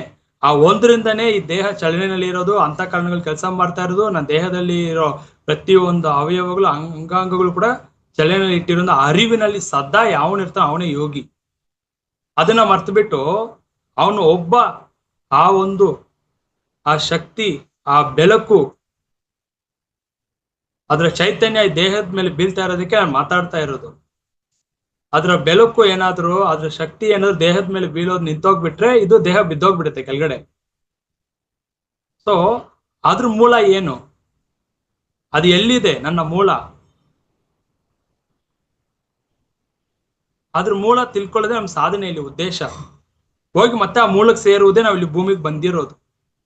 ಇದೆಲ್ಲ ತಿಳ್ಕೊಳ್ದ ಹಾಗೆ ಮಾಡ್ತಾ ಇರೋದು ಮಾಯೆ. ಸಂಸಾರ ಮಾಡೋಣ, ಮದುವೆ ಮಾಡ್ಕೊಳ್ಳೋಣ, ಮಕ್ಳು ಮಾಡ್ಕೊಳ್ಳೋಣ, ಮನೆ ಕಟ್ಟೋಣ, ಮತ್ತೆ ಮಕ್ಳಿಗೆ ಮದುವೆ ಮಾಡೋಣ, ಮೊಮ್ಮಕ್ಕಳನ್ನ ನೋಡೋಣ, ವಯಸ್ಸಾದ ಕಾಲದಲ್ಲಿ ಮಾತ್ರ ಸ್ವರ್ಗಕ್ಕೆ ಹೋಗ್ಬೇಕು, ವೈಕುಂಠಕ್ಕೆ ಹೋಗ್ಬೇಕು, ಕೈಲಾಸಕ್ಕೆ ಹೋಗ್ಬೇಕು. ಇದೊಂದು ದೊಡ್ಡ ಅಜ್ಞಾನ. ಹೀಗೇ ರೂಢಿನಲ್ಲಿ ಇಟ್ಕೊಂಡು, ಹೀಗೇ ಕನಸು ಕಂಡು, ಆಮೇಲೆ ವೈಕುಂಠ ಏಕಾದಶಿ ದಿವಸ ದೇಹ ತ್ಯಜಿಸಿದ್ರೆ ವೈಕುಂಠಕ್ಕೆ ಹೋಗ್ತಾರೆ ಅನ್ನೋ ಭ್ರಮೆ, ಏನೋ ಶಿವರಾತ್ರಿ ದಿವಸ ದೇಹ ತ್ಯಜಿಸಿದ್ರೆ ಏನು ಕೈಲಾಸ ಹೋಗ್ತಾರೆ ಏನು. ಸೊ ಈ ತರ ದೊಡ್ಡ ದೊಡ್ಡ ಅಜ್ಞಾನದಲ್ಲಿ ಸಿಕ್ಕಾಕೊಂಡು ತೊಳಲಾಡ್ತಾ ಇರ್ತೀವಿ. ಆಮೇಲೆ ದೇಹ ಬಿಟ್ಟಾಗ ಭೂಮಿನಲ್ಲೇ ಸಿಕ್ಕಾಕೊಂಡು ಇಲ್ಲೇ ಪ್ರೇತಾತ್ಮ ತಿರ್ಗಾಡ್ತಾ ಇರೋದು. ಅಜ್ಞಾನ, ಗೊತ್ತಿಲ್ಲ ಎಲ್ಲಿಗೆ ಹೋಗ್ತೀವಿ ಗೊತ್ತಿಲ್ಲ, ಎಲ್ಲಿಂದ ಬಂದಿದೀವಿ ಗೊತ್ತಿಲ್ಲ, ಎಲ್ಲಿ ಸಿಕ್ಕಾಕೊಂಡಿದೀವಿ ಗೊತ್ತಿಲ್ಲ, ಏನ್ ಮಾಡ್ತಾ ಇದೀವಿ ಗೊತ್ತಿಲ್ಲ. ಏನೋ ಕಾಟಾಚಾರಕ್ಕೂ ಒಂದ್ ತಾಸು ಏನೋ ಮಾಡ್ಬೇಕು, ಮಾಡ್ತಾ ಇದೀವಿ ಅಷ್ಟೇನೆ. ಇದು ಸಿಗ್ಬೋದು, ಅದು ಸಿಗತ್ತಾ ಅಂತ ಅಷ್ಟೇನೆ. ಹೇಗೆ ಧ್ಯಾನ, ಒಂದು ಯೋಗ ಮಾಡ್ತೀವೋ, ಒಂದು ವಾಕಿಂಗ್ ಹೋಗ್ತೀವೋ, ಒಂದು ವ್ಯಾಯಾಮ ಮಾಡ್ತೀವೋ, ಪ್ರಾಣಾಯಾಮ ಮಾಡ್ತೀವೋ, ಆ ತರ ಮಾಡೋದಲ್ಲ ಧ್ಯಾನ ಅಂದ್ರೆ. ತನ್ನನ್ನ ತನ್ನನ್ನ ಕಲ್ತ್ಕೋಬೇಕು, ಇದು ಕಲ್ಕೊಳ್ಬೇಕು. ಇದು ತನ್ನನ್ನ ಕಲ್ಕೊಳ್ಳೋದೇ ಧ್ಯಾನ ಅಂದ್ರೆ. ಧ್ಯಾನಕ್ಕೆ ಕೂತ್ಕೊಂಡ್ರೆ ಪಕ್ಕದಲ್ಲಿ ಏನೇ ನಂಗೆ ಶಬ್ದ ಬಂದ್ರು ಕೂಡ ಅದು ನನ್ನ ಡಿಸ್ಟರ್ಬ್ ಮಾಡಬಾರ್ದು. ಯಾರಾದ್ರೂ ಮಾತಾಡ್ತಾ ಇದ್ರು ಕೂಡ ನನಗೆ ಅದು ಇರಿಟೇಷನ್ ಆಗ್ಬಾರ್ದು, ತೊಂದರೆ ಆಗ್ಬಾರ್ದು. ಅಲ್ಲಿವರೆಗೂ ಆ ಸಾಧನೆ ಮಾಡಿ ಇಟ್ಟಿರ್ಬೇಕು. ಈಗ ಯಾರಾದ್ರೂ ಪಕ್ಕದಲ್ಲಿ ನಾವು ಧ್ಯಾನ ಮಾಡೋ ಗೊರಕೆ ಹೊಡ್ತಾ ಇದ್ರೆ ನಮ್ಗೆ ಏನ್ ಅನ್ಸುತ್ತೆ, ಎದ್ದು ಹೋಗ್ಬಿಡೋಣ, ಬೇರೆ ಕಡೆ ನಿಶಬ್ದವಾಗಿರೋ ಜಾಗ ಕೂತ್ಕೊಳ್ಳೋಣ ಅನ್ಸತ್ತಲ್ವಾ. ಅದು ಧ್ಯಾನ ಅನ್ನೋದು. ಅಂದ್ರೆ ನಾವು ಧ್ಯಾನ ಮಾಡ್ತಾ ಇದೀವ ಅಲ್ಲಿ. ನಮ್ಮ ಮನಸ್ಸು ಇನ್ನೊಬ್ಬ ಗೊರಕೆ ಹೊಡಿತಾ ಇದ್ರೆ ಮನಸ್ಸಲ್ಲಿ ಹೋಗ್ತಾ ಇದೆ ಅಂತ ಅರ್ಥ. ಅದು ಧ್ಯಾನ ಅಲ್ಲ. ಅದು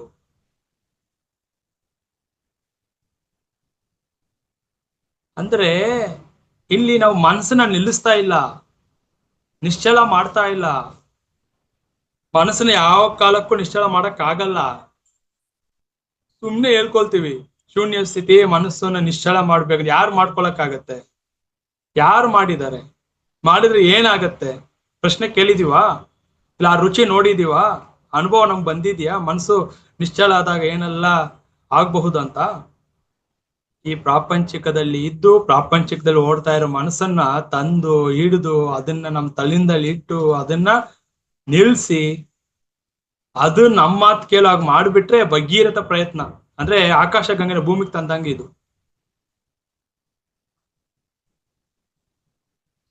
ಅಂದ್ರೆ ಎಲ್ಲವೂ ಮಾಯೆ ಪ್ರಭಾವ ಅಂತ ಹೇಳ್ತಾ ಇರೋದು. ಮಾಯೆ ಬಿಡಲ್ಲ, ಕರ್ಮಗಳು ಬಿಡಲ್ಲ. ಯಾಕಂದ್ರೆ ನನ್ನಲ್ಲಿ ಪಶ್ಚಾತ್ತಾಪ ಬರ್ಬೇಕು ಫಸ್ಟು.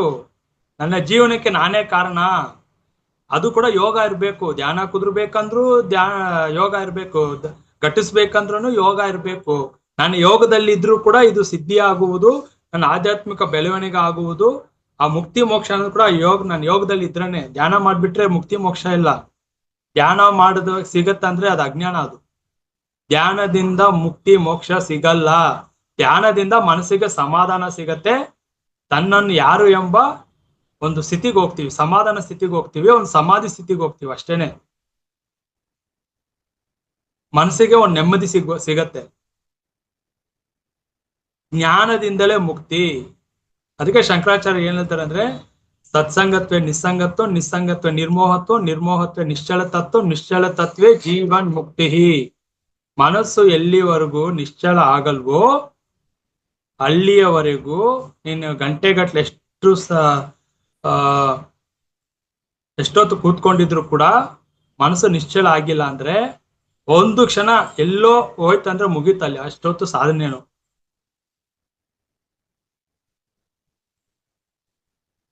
ಸೊ ಅದಕ್ಕೆ ಜ್ಞಾನ ಕಡಿಮೆ ಮಾಡಿದ್ರು ಕೂಡ ಪರವಾಗಿಲ್ಲ, ಅತಿಯಾಗಿ ಜ್ಞಾನ ಬೆಳೆಸ್ಕೋಬೇಕು.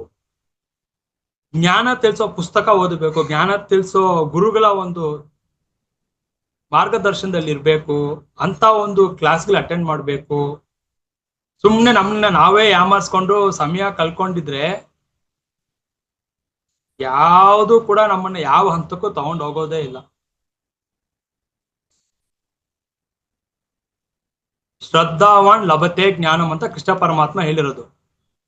ಸೀರಿಯಸ್ನೆಸ್ ಇರ್ಬೇಕು, ಶ್ರದ್ಧೆಯಿಂದ ಮಾಡಬೇಕು. ಹೇಗೆ ನಾವು ಪ್ರತಿನಿತ್ಯ ಸ್ನಾನ ಮಾಡ್ತೀವಲ್ಲ, ತಪ್ತೀವ ನಾವು, ಹಸಿವಾದಾಗ ಊಟ ಮಾಡ್ತೀವಲ್ಲ, ಅದೇ ತರ ಮನಸ್ಸಿಗೆ ಧ್ಯಾನ ಅನ್ನೋದು ಏನಕ್ಕಪ್ಪ ಅಂದ್ರೆ ಎಷ್ಟೋ ಕಸಗಳನ್ನ ತುಂಬಿಸ್ತಾ ಇರ್ತೀವಿ. ಯಾವಾಗ್ಲೂ ಮಾತಾಡಿರೋದು, ನಿನ್ನೆ ಮಾತಾಡಿರೋದು, ಮೊನ್ನೆ ಮಾತಾಡಿರೋದು ವಿಷಯಗಳೆಲ್ಲ ತಲೆ ಒಳಗಡೆ ತುಂಬ್ಕೊಂಡಿರ್ತೀವಿ. ಆ ಕಸ ಸೇರ್ಕೊಂಡಿರುತ್ತೆ. ಅದನ್ನ ಅವಾಗ ಕ್ಲೀನ್ ಮನೆ ಹೇಗೆ ಕ್ಲೀನ್ ಮಾಡ್ತಾ ಇರ್ತೀವೋ ಆ ತರ ಬಂದು ಮನಸ್ಸು ಚಿತ್ತ ಶುದ್ಧಿ ಆಗ್ತಾ ಇರ್ಬೇಕು. ಅದಕ್ಕೆ ಧ್ಯಾನ ಅನ್ನೋದು. ನಾವು ಊರ್ಗ್ ಹೋಗ್ಬಿಟ್ರೆ ಒಂದ್ ವಾರ ಮಾಡಕ್ ಆಗ್ಲಿಲ್ಲ, ನೆಪ ಹೇಳ್ಕೊಂಡು ಕೂತಿದ್ರೆ ಅದಲ್ಲ, ಅದು ನಮ್ಮ ಉದ್ಧಾರಕ್ ಮಾಡೋದು ಅಷ್ಟೇನೆ. ಅದು ಕ್ಲೀನ್ ಆಗ್ಲಿಲ್ಲ ಇನ್ನ ಜಾಸ್ತಿ ತುಂಬ್ಕೊಂಡ್ ಬಿಡುತ್ತೆ. ಅದು ಮತ್ತೆ ಅದೇ ಜಾಸ್ತಿ ಬರ್ತಾ ಇರುತ್ತೆ.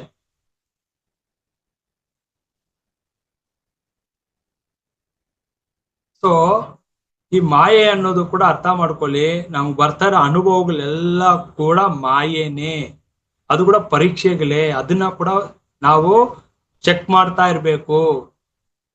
ನನ್ನ ಗುರಿ, ನನ್ನ ಧ್ಯೇಯ ಯಾವ್ದ್ರ ಮೇಲೆ ಇರ್ಬೇಕು? ಆತ್ಮನ ಮೇಲೆ ಇರ್ಬೇಕು, ಬ್ರಹ್ಮನ ಮೇಲೆ ಇರ್ಬೇಕು, ಆ ಸತ್ಯ ದರ್ಶನ ಮೇಲೆ ಇರ್ಬೇಕು. ಎಷ್ಟೋ ನಾನು ಅಬ್ಸರ್ವ್ ಮಾಡ್ತಾನೆ ಇರ್ತೀನಿ, ಎಷ್ಟೋ ಧ್ಯಾನಿಗಳನ್ನ ಅದೇನೋ ಗೊತ್ತಿಲ್ಲ. ನಾವು ಇಷ್ಟು ವರ್ಷದಲ್ಲಿ ನಾವು ಸಾಧನೆ ಮಾಡಿ ಎಂತೆಂತ ಯೋಗಿಗಳನ್ನ ನೋಡಿದೀವಿ, ಎಂತೆಂತೋ ನಾವು ವಿಷಯಗಳನ್ನ ವಿಚಾರನ ತಿಳ್ಕೊಂಡಿದೀವಿ, ಉಪನಿಷತ್ಸ ಒಂದು ಸಾರಗಳನ್ನೆಲ್ಲ. ಇವರು ಏನೇನ್ ಕಾಣಿಸುತ್ತೋ ಅದೇನಂತ ಗೊತ್ತಾಗೋದೇ ಇಲ್ಲ. ಅವ್ರು ಹೇಳೋ ಒಂದೊಂದು ಅನುಭವಗಳು ಕೂಡ ನಮ್ಗೆ ಅದು ಅದ್ಭುತ ಅನ್ಸಲ್ಲ. ಹೀಗೂ ಇದೆಯಾ, ಹಿಂಗೆಲ್ಲ ಕೂಡ ಇದೆಯಾ ಅಂತ ನಮ್ಗೆ ವಿಚಿತ್ರ ಅನ್ಸತ್ತೆ, ಅದ್ಭುತ ಅನ್ಸೋದೇ ಇಲ್ಲ. ಪಾಪ ಗೊತ್ತಿಲ್ದಿರೋರು ಏನೇನೋ ಅದ್ಭುತ ಅಂತ ಅನ್ಕೊಂಡಿರ್ತಾರೆ. ನಮ್ಗೆ ಅವ್ರ ಮೇಲೆ ಪಶ್ಚಾತ್ತಾಪ ಬರ್ತಾ ಇರುತ್ತೆ, ಅನುಕಂಪ ಬರ್ತಾ ಇರುತ್ತೆ, ಎಲ್ಲೆಲ್ಲ ಸಿಕ್ಕಾಕೊಂಡಿದ್ದಾರೆ ಅಂತ. ಅರ್ಥ ಮಾಡ್ಕೊಳ್ಳಿ ಮನಸ್ಸಿನ ಬಗ್ಗೆ. ಮನಸ್ಸೇ ದೊಡ್ಡ ಮಾಯೆ. ಯಾವ ಜನ್ಮದಲ್ಲಿ ಯಾವಾಗ ಈ ಮನಸ್ಸು ನಮ್ಮ ಮಾತು ಕೇಳತ್ತೋ ಅವಾಗ್ಲೇ ಈ ಜಗತ್ತನ್ನು ಗೆಲ್ಲಕ್ಕಾಗುವುದು, ಮನಸ್ಸನ್ನ ಗೆಲ್ಲೋಕ್ಕಾಗುವುದು, ಮಾಯೆಯನ್ನು ದಾಟಕ್ಕಾಗುವುದು. ಮನಸ್ಸು ಬಗ್ಗೆ ಅರ್ಥ ಮಾಡ್ಕೊಳ್ಳದೆ ಅನುಭವಗಳಲ್ಲೇ ಸಿಕ್ಕಾಕೊಂಡು, ಅನುಭವಗಳನ್ನೇ ಮಾತಾಡ್ಕೊಂಡು, ಅನುಭವಗಳಿಂದನೇ ಹೋಗ್ತಾ ಇದ್ರೆ ಸೂಕ್ಷ್ಮಯಾನ, ಮೂರನೇ ಕಣ್ಣು, ಇಂಥವ್ರ ಮೇಲೆ, ಇಂಥ ವಿಷಯಗಳ ಮೇಲೆನೆ ನಾನು ಇಚ್ಛೆ ಇಟ್ಕೊಂಡಿದ್ರೆ ಯಾವ ಕಾಲಕ್ಕೂ ನನ್ನ ಸತ್ಯ, ನಾನು ಯಾರು ಎಂಬ ವಿಚಾರ ಆಗೋದೇ ಇಲ್ಲ. ಪ್ರತಿದಿನ ಈ ಸತ್ಯ ಅರ್ಥ ಮಾಡ್ಕೊಳ್ಳಿ. 3 ಅವರ್ ಡೈಲಿ ಪ್ರಾಕ್ಟೀಸ್ ಮಾಡಿ, 40 ದಿನ. ಇದು ನಿಮ್ ಅನುಭವಕ್ಕೆ ಬಂದಿಲ್ಲ ಅಂದ್ರೆ ನನ್ನ ಕೇಳಿ. ಡೈಲಿ 3 ಅವರ್ ನೀವು ಧ್ಯಾನ ಮಾಡ್ತಿರೋ ಬಿಡ್ತಿರೋ, ಈ 3 ಅವರ್ ಒಂದೇ ವಿಷಯದಲ್ಲಿ ಒಂದರಲ್ಲಿ ನೀವು ಚಿಂತನೆ ಮಾಡಬೇಕು. ನಿಮ್ಮ ಗಮನ ಪೂರ್ತಿ ನಾನು ಆತ್ಮ ಅಷ್ಟೇನೆ. ಈ 3 ಅವರ್ ನೀವು ಪ್ರತಿಯೊಂದು ಯಾವ್ದನ್ನೆಲ್ಲ ನೋಡ್ತೀರಾ ಎಲ್ಲವೂ ಕೂಡ ಆತ್ಮ ವಸ್ತುವೇ. ನೀವು ನೋಡೋ ಟೇಬಲು, ಫ್ಯಾನು, ಚೇರು ಎಲ್ಲವೂ ಕೂಡ ಆಕಾಶ ತತ್ವವೇ, ಆತ್ಮ ತತ್ವವೇ. ಪ್ರತಿಯೊಂದರಲ್ಲೂ ಆತ್ಮ ಸ್ವರೂಪವೇ ಇರುವುದು, ಚೈತನ್ಯ ಶಕ್ತಿಯೇ ಇರುವುದು. ಆ ಸ್ಥಿತಿಯಲ್ಲಿ ಅಭ್ಯಾಸ ಯಾರು ಮಾಡ್ತಾರೋ 40 ದಿನದಲ್ಲಿ ಗೊತ್ತಾಗತ್ತೆ ಮಾಯ ಅಂದ್ರೆ ಏನು ಅಂತ. ಯಾಕಂದ್ರೆ ನಾವು ಇನ್ನ ಈ ಭೌತಿಕ ಕಣ್ಣಿಂದ ನೋಡ್ತಾ ಇದೀವಿ ಪ್ರತಿಯೊಂದು ವಸ್ತುವನ್ನು, ಅದೇ ಸತ್ಯ ಅಂತ ನಂಬಿದೀವಿ. ಯಾವಾಗ ಪ್ರತಿಯೊಂದರಲ್ಲೂ, ವಸ್ತುವಿನಲ್ಲೂ, ಪ್ರಾಣಿಗಳಲ್ಲೂ, ಜೀವ ಜಂತುಗಳಲ್ಲೂ ಆ ಪರಮಾತ್ಮನೇ ಇರೋದು, ಆ ಚೈತನ್ಯವೇ ಇರುವುದು, ಆತ್ಮ ವಸ್ತುವೇ ಇರುವುದು, ಅದನ್ನೇ ಅಭ್ಯಾಸ ಮಾಡ್ಬೇಕು. 3 ತಾಸು ಅಭ್ಯಾಸ ಮಾಡ್ಬೇಕು ಶ್ರದ್ಧೆಯಿಂದ, ಒಂದ್ ದಿವಸನ ತಪ್ಪದೆ. ಅವಾಗ ನೋಡಿ 40 ದಿನ ಆದ್ಮೇಲೆ ನಿಮ್ ದೃಷ್ಟಿಕೋನ ಹೆಂಗ್ ಚೇಂಜ್ ಆಗುತ್ತೆ ಅಂತ, ನಿಮ್ಮ ಗುಣಗಳಲ್ಲಿ ಹೇಗೆ ಬದಲಾವಣೆ ಬರುತ್ತೆ ಅಂತ. ಸೊ ಈ ಸತ್ಯ ಅರ್ಥ ಮಾಡ್ಕೊಂಡು ನಾವು ಮುಂದಕ್ಕೆ ಹೋಗ್ತಾನೆ ಇರ್ಬೇಕು. ಯಾಕೆ ಸುಮಾರು ಜನ ಅಲ್ಲೇ ನಿಂತು ಬಿಡ್ತಾರೆ, ಮುಂದಕ್ಕೆ ಹೋಗಕ್ಕಾಗಲ್ಲ ಅಂದ್ರೆ ಈಗ ಮಾಯ ಕೊಡೋ ಪರೀಕ್ಷೆಯನ್ನ ತಡ್ಕೊಳಕ್ ಆಗಲ್ಲ.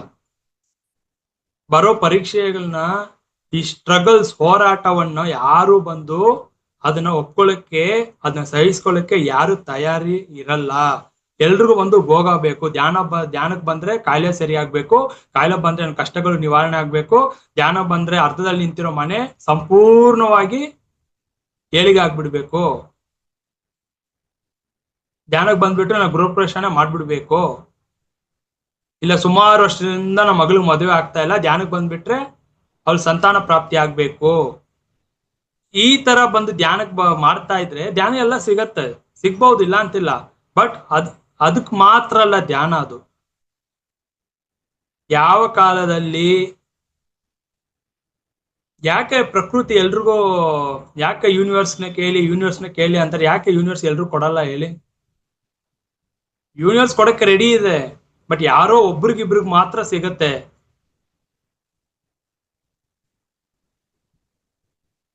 ಯಾಕಂದ್ರೆ ನಮ್ಮ ಸಂಕಲ್ಪಗಳಿಗೆ ಶಕ್ತಿ ಇಲ್ಲ. ಫಸ್ಟ್ ಆಫ್ ಆಲ್ ಸಂಕಲ್ಪ ಮಾಡ್ಕೊಳ್ಳಿ ಅಂದ್ರೆ ಸಂಕಲ್ಪ ಮಾಡ್ಕೊಳ್ಳೋದ ವಿಕಲ್ಪ ಆಗ್ತಾ ಇದೆ. ಸಂಕಲ್ಪಕ್ಕೆ ಶಕ್ತಿ ಬರ್ಬೇಕು, ಸಂಕಲ್ಪ ಶಕ್ತಿ ಆದ್ರೇನೆ ಸಂಕಲ್ಪ ಸಿದ್ಧಿ ಆಗುವುದು, ಅವಾಗ ಮ್ಯಾನಿಫೆಸ್ಟ್ ಆಗತ್ತೆ. ಸುಮಾರು ಜನ ಇಲ್ಲಿ ಭ್ರಮೆನಲ್ಲಿ ಇದ್ದಾರೆ, 10 ವರ್ಷದಿಂದ ಸಿಕ್ಕಾಕೊಂಡು ಧ್ಯಾನದಲ್ಲಿ ಇದೀವಿ ಅಂತ. ಅವ್ರಿಗೆ ಆಮೇಲೆ ಅವರು ಇನ್ನ ಕೆಳಗ್ ಮಟ್ಟಕ್ಕೆ ಹೋಗ್ತಾ ಇದ್ರೆ ಅರಿವು ಕೂಡ ಅವ್ರಿಗಿಲ್ಲ. ಬಟ್ ಇದ್ರು ಕೂಡ ಅವ್ರು ಹೇಳ್ಕೊಳ್ಳೋದೇ ಇಲ್ಲ. ಯಾಕಂದ್ರೆ ಇಷ್ಟು ವರ್ಷ ಇದ್ದೀನಿ, ನಾನು ಕೆಳಗೆ ಹೋಗ್ತಾ ಇದ್ದೀನಿ ಅನ್ನೋದನ್ನ ಇನ್ನೊಬ್ರಿಗೆ ಹೇಳಿದ್ರೆ ಅವ್ರು ಏನ್ ಅನ್ಕೊಳ್ತಾರೋ ಅಂತ ಮುಜುಗರದಲ್ಲಿ ಅದು ಕೂಡ ಹೇಳೋದೇ ಇಲ್ಲ. ಎಂತವ್ರನ್ನ ನಾವು ನೋಡಿದೀವಿ. 10 ವರ್ಷ 15 ವರ್ಷದಲ್ಲಿ ಧ್ಯಾನ ಸಾಧಕರನ್ನ ನೋಡ್ಬಿಟ್ಟಿದೀವಿ ನಾವು, ಯಾವ ಹಂತದಲ್ಲಿದ್ದಾರೆ, ಏನೇನ್ ಬದಲಾವಣೆ ಬಂದಿದೆ. ಸರಿಯಾಗಿ ಧ್ಯಾನ ಸಿದ್ಧಿ ಆಗಿರೋರು, ಧ್ಯಾನ ಸಾಧನೆ ಮಾಡಿರೋರು, ಫಸ್ಟ್ ನಾನು ಅವರಲ್ಲಿ ಅಬ್ಸರ್ವ್ ಮಾಡೋದು ಗುಣಗಳು ಏನು ಗುಣಗಳಲ್ಲಿ ಬದಲಾವಣೆ ಬಂದಿದೆ. ಇನ್ನ ಸಾತ್ವಿಕ ಗುಣ ಹೆಚ್ಚಾಗಿದ್ಯಾ, ಅವರಲ್ಲಿ ಇನ್ನ ಕೂಡ ಒಂದು ಅಹಂಕಾರ ಹೆಚ್ಚಾಗ್ತಿದ್ಯಾ, ಇಲ್ಲ ಹಿರಿಮೆಯಿಂದ ಇದ್ದಾರ, ಇನ್ನ ಕೂಡ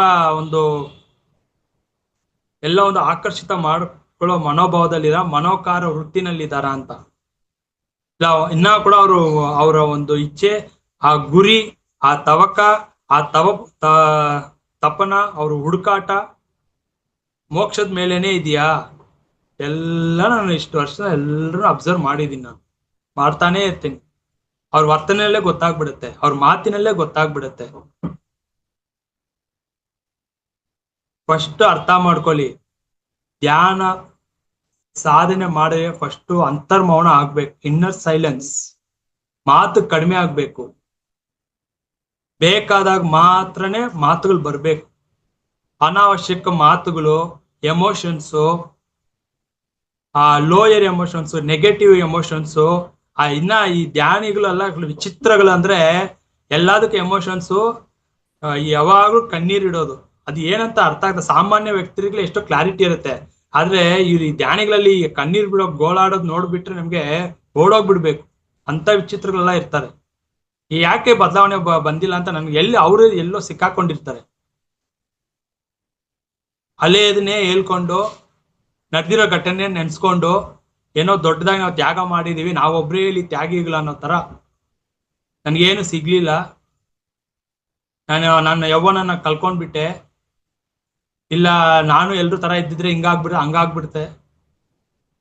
ಒಬ್ಬ ಯೋಗಿ ಅಂದ್ರೆ ಅರ್ಥ ಮಾಡ್ಕೊಳ್ಳಿ, ಎಲ್ಲವನ್ನು ತೊರೆದು ಎಲ್ಲವನ್ನು ಕಳ್ಕೊಳ್ಳೋ ಸ್ಥಿತಿಯಲ್ಲಿ ಇರೋವನೇ ಯೋಗಿ ಅಂದ್ರೆ. ನನ್ನ ವ್ಯಾಮೋಹ ಒಂದು ವ್ಯವಹಾರದ ಮೇಲೆ ಇದೆ, ನನ್ನ ಮನಸ್ಸು ದುಡ್ಡು ಮಾಡೋದ್ರಲ್ಲಿ ಮಾತ್ರ ಇದೆ ಅಂದ್ರೆ ಅದು ಸಾಧನೆ ಅಲ್ಲ, ಅದು ಯೋಗ ಅಲ್ಲ. ಅದು ಎಲ್ಲಿವರೆಗೂ ನನ್ನ ಮನಸ್ಸು ಎಲ್ಲವನ್ನು ತ್ಯಜಿಸಕ್ಕೆ ತಯಾರಿ ಸ್ಥಿತಿಯಲ್ಲಿ ಇರುತ್ತೋ ಅವನಲ್ಲಿ ಆ ಯೋಗ್ಯತೆ, ಆ ಯೋಗ ನಿರಂತರವಾಗಿರುತ್ತೆ ಮಾಸ್ಟರ್ಸ್. ಸೊ ಇಂಥ ಉನ್ನತ ಸತ್ಯಗಳು ನಾವು ಯಾವತ್ತು ಅರ್ಥ ಮಾಡ್ಕೊಳ್ಳೋದಿಲ್ವೋ, ಮಾಯ ಯಾರನ್ನು ಬಿಟ್ಟಿದ್ದಲ್ಲ.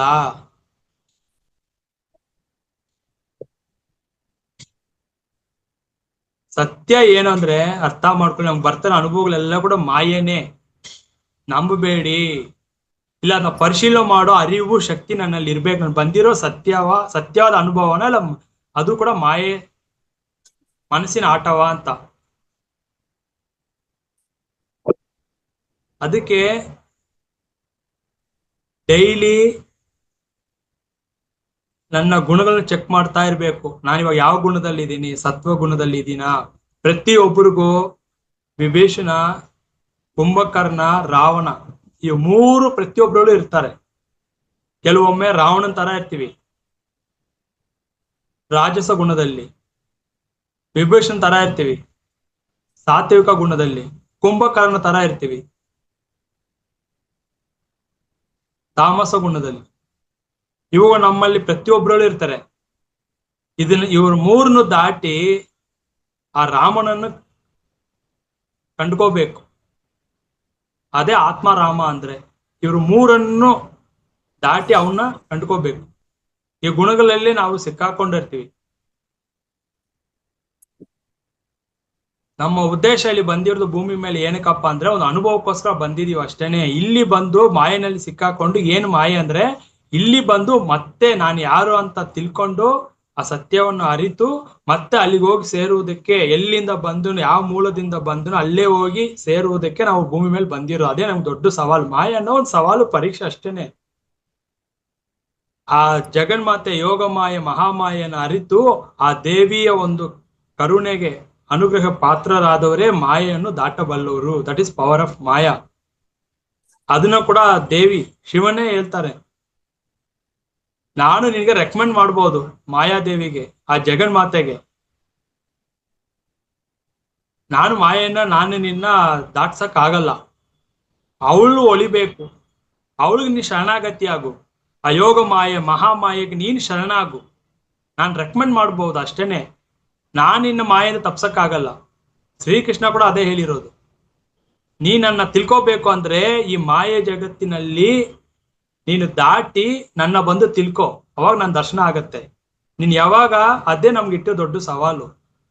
ಈ ಮಾಯೆಯನ್ನು ಯಾವಾಗ ನೀನ್ ತಿಳ್ಕೊಂಡು ಈ ಸತ್ಯ ಅರ್ಥ ಆಗಿ ಇದರಿಂದ ನೀನ್ ದಾಟುತ್ತೀಯೋ ಅವಾಗ ನನ್ನ ದರ್ಶನ, ನನ್ನ ಸತ್ಯ ನಿನ್ ಗೊತ್ತಾಗುವುದು ಅಂತ. ಹೇಗೆ ಕೃಷ್ಣ ಪರಮಾತ್ಮ ನಾರದ ಮಹರ್ಷಿಗೆ ಹೆಗಲ್ ಮೇಲೆ ಬಂದು ಕೈ ಇಟ್ಟು ಅವರು ಇಲ್ಲಿ ಕಂಡಿದ್ದು ಕನಸು, ಈ ಸಂಸಾರ ಎಂಬ ಈ ಕನಸನ್ನು ಹೇಗೆ ಅವ್ರು ನಿವಾರಿಸಿದ್ರು, ಸತ್ಯ ತಿಳಿಸಿದ್ರು, ಅದೇ ತರ ನಮ್ಗೆ ಯಾರಿಗಾದ್ರೂ ಗುರು ಬಂದು ನಮ್ಮ ಹೆಗಲಲ್ಲಿ ಕೈ ಇಟ್ಟು ನಾವಿಲ್ಲಿ ಈ ಜಗತ್ತು ಸತ್ಯ ಅಂತ ತಿಳ್ಕೊಂಡಿದೀವಲ್ಲ, ನಮ್ಮ ಕನಸನ್ನು ಯಾರು ಹೋಗಲಾಡಿಸ್ತಾರೋ, ನಮ್ಮ ಸತ್ಯವನ್ನು ಯಾರು ದರ್ಶಿಸ್ತಾರೋ ಅವರೇ ಗುರು ನಮ್ಗೆ. ಅಂದ್ರೆ ಯಾರು ಒಬ್ಬ ನಮ್ಮ ಅಜ್ಞಾನವನ್ನು ತೊಲಗಿಸಿ ಅಜ್ಞಾನದಿಂದ ಜ್ಞಾನ ತರ್ತಾರೋ ಅವರೇ ಗುರು. ಅಂತ ಗುರು ಸಿಗಬೇಕು. ಯಾರ್ಯಾರನೋ ಗುರುಗಳಂತ ಹೋಗ್ಬಿಟ್ಟು ನಾವು ಅವ್ರ ಪಾದಗಳನ್ನ ಹಿಡ್ಕೊಂಡು ಪಾದ ನಮಸ್ಕಾರ ಮಾಡ್ಕೊಂಡು ಏನೋ ನಮ್ಮಲ್ಲಿ ಚಮತ್ಕಾರ ಆಗ್ಬಿಡ್ತಂದ್ರೆ ಜ್ಞಾನ ಬೆಳೆಯೋದೇ ಇಲ್ಲ. ಯಾವ ಗುರುನಲ್ಲಿ ಕೂಡ ನಮ್ಮ ಆಧ್ಯಾತ್ಮಿಕ ಸಾಧನೆ ನಾವೇ ಮಾಡೋ. ಉದ್ಧರೇ ಆತ್ಮನ ಮಾತ್ಮನ್ ಅಪೋ ದೀಪೋ ಭವ. ನಿನ್ನ ಬೆಳಕು ನೀನೇ ಕಾಣಬೇಕು, ನಿನ್ನ ಆತ್ಮ ನೀನೇ ಉದ್ಧಾರ ಮಾಡ್ಕೋಬೇಕು. ಯಾರಿಂದನೂ ಬಂದು ಗುರುಗಳು ಎಲ್ಲರೂ ಸಹಾಯ ಮಾಡ್ತಾರೆ. ಓಕೆ, ಇವನಲ್ಲಿ ಮುಮುಕ್ಷತ್ವ ಇದೆ, ಇವನೆಲ್ಲ ಜಿಜ್ಞಾಸೆ ಇದೆ, ಮೋಕ್ಷದ ಮಾರ್ಗದಲ್ಲಿದ್ದಾನೆ, ಇಲ್ಲಿ ಸಿಕ್ಕಾಕೊಂಡಿದೆ, ಸ್ಟಕ್ ಆಗಿದೆ ಅಂತ ಅಲ್ಲಿಂದ ಸ್ವಲ್ಪ ಮುಂದಕ್ಕೆ ದಾಟಿಸ್ತಾರೆ ಅಷ್ಟೇ. ಇವಾಗ ಕುದುರೆ ನೀರು ಕುಡಿಸ್ಬೇಕು ಅಂದ್ರೆ ಆ ನೀರು ಎಲ್ಲಿದೆಯೋ ಅಲ್ಲಿವರೆಗೂ ಕರ್ಕೊಂಡು ಹೋಗ್ಬೋದು ಅಷ್ಟೇನೆ. ಕುದುರೆನೇ ನೀರು ಕುಡಿಬೇಕು, ಆ ಕೆರೆ ಹತ್ರವರೆಗೂ ಕರ್ಕೊಂಡು ಹೋಗ್ಬೋದು ಕುದುರೆನೇ ನೀರು ಕುಡಿಬೇಕು. ಅದೇ ತರನ ಗುರು ಕೂಡ ನಿನಗೆ ಮಾರ್ಗದರ್ಶನ ತೋರಿಸ್ತಾರೆ, ಅದನ್ನ ಹಿಡ್ಕೊಂಡು ಮುಂದಕ್ಕೆ ನಾವು ಹೋಗ್ತಾ ಇರ್ಬೇಕು. ಸೊ ಇದನ್ನ ಅರ್ಥ ಮಾಡ್ಕೊಂಡು ಈ ಮಾಯಾ ಜಗತ್ತಲ್ಲಿ ಇದ್ದು ನಾನು ಮಾಯೆನಲ್ಲೇ ಇದ್ದೀನಿ ಅಂತ ಅರಿವಿನಲ್ಲಿ ಸದಾ ನನ್ನಲ್ಲಿ ಓಡ್ತಾ ಇರ್ಬೇಕು. ನಿದ್ರೆನಲ್ಲಿ ಕೂಡ ನಾನು ಮಾಯೆನಲ್ಲೇ ಇದ್ದೀನಿ, ಮಾಯಾ ಜಗತ್ತು ಇದು ಕನಸಿನ ಜಗತ್ತು, ಕಾಣ್ತಾ ಇರೋದಲ್ಲ ನಿಮ್ಗೆ ಸತ್ಯ ಕಾಣಿಸ್ತಾ ಇದೆ. ಯಾಕಪ್ಪ ಅಂದ್ರೆ ನಾನಿನ್ನ ಆ ಒಂದು ಉನ್ನತ ಹಂತಕ್ಕೆ ಅದ್ವೈತ ಸ್ಥಿತಿಗೆ ಹೋಗಿಲ್ಲ, ಆ ಏಕತ್ವ ಸ್ಥಿತಿಗೆ ಹೋಗಿಲ್ಲ. ನಾನು ಇನ್ನ ದ್ವೈತದಲ್ಲೇ ಇದ್ದೀನಿ, ದ್ವಂದ್ವತ್ವದಲ್ಲೇ ಇದ್ದೀನಿ. ನಾನು ನೋಡ್ತಾ ಇರೋದು ಕಾಣ್ತಾ ಇರೋದು ಎಲ್ಲವೂ ಕೂಡ ಅನುಭವಿಸೋದು ಎಲ್ಲ ಕೂಡ ಸತ್ಯ ಅಂತ ನಂಬಿದ್ದೀನಲ್ಲ, ಅದೇ ಮಾಯೆ. ಯಾವಾಗ ಎರಡನೇದು ಯಾವುದು ಇಲ್ಲ, ಇರೋದು ಒಂದನೇ, ಆ ಪರಬ್ರಹ್ಮನು, ಆ ಆತ್ಮನು, ಅವನೇ ನಾನು, ನನ್ನಲ್ಲೇ ಎಲ್ಲವೂ ಅಡಗಿರೋದು. ನಾವು ಯೂನಿವರ್ಸ್ನ ಕೇಳಿ ಹೆಂಗ್ ಕೊಡುತ್ತೆ ಯೂನಿವರ್ಸು?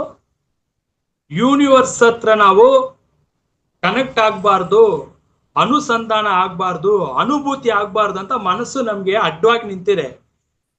ದೊಡ್ಡ ಒಂದು ಬ್ರಿಡ್ಜ್ ಕಟ್ಬಿಟ್ಟಿರೋದು. ಯಾಕಂದ್ರೆ ಯೂನಿವರ್ಸ್ಗೆ ಮಧ್ಯದಲ್ಲಿ ಅಡ್ಗೋಡೆಯಾಗಿ ಮನಸ್ಸು ನಿಂತಿದೆ. ನಾವು ಕೇಳೋದು ಯೂನಿವರ್ಸ್ ತಲುಪಬಾರ್ದು ಅಂತ. ಯಾವಾಗ ಈ ಮನಸ್ಸು ಖಾಲಿ ಆಗುತ್ತೋ ಅವಾಗ ನಾವು ಡೈರೆಕ್ಟ್ ಆಗಿ ಕನೆಕ್ಟ್ ಆದಾಗ ಅವಾಗ ಯೂನಿವರ್ಸ್ ಅಲ್ಲಿ ಎಲ್ಲ ನಿಧಿಗಳು ನಮ್ಗೆ ಸಿದ್ಧಿ ಆಗತ್ತೆ. ಅಲ್ಲಿವರೆಗೂ ಮನಸ್ಸು ಬಿಡಲ್ಲ ಅಲ್ಲಿ ಕನೆಕ್ಟ್ ಆಗ್ಲಿಕ್ಕೆ.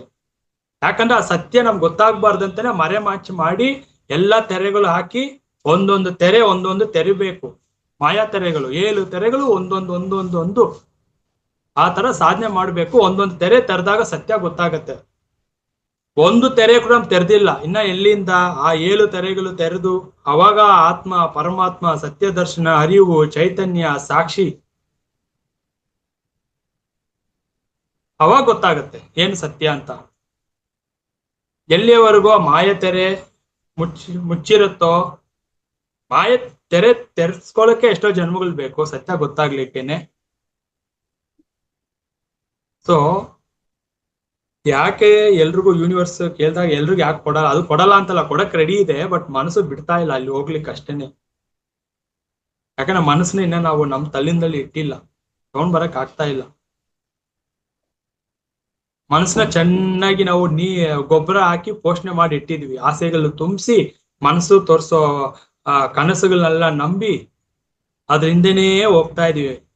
ಅದಕ್ಕೆ ನಮ್ಗೆ ಸತ್ಯ ಏನು, ಯೂನಿವರ್ಸ್ ಅಂದ್ರೆ ಏನು, ಆ ಒಂದು ವಿಶ್ವ ಅಂದ್ರೆ ಏನು ಗೊತ್ತಾಗದ ಕಾರಣ ಏನಪ್ಪಾ ಅಂದ್ರೆ ಮನಸ್ಸೇ ದೊಡ್ಡ ಮಾಯೆ.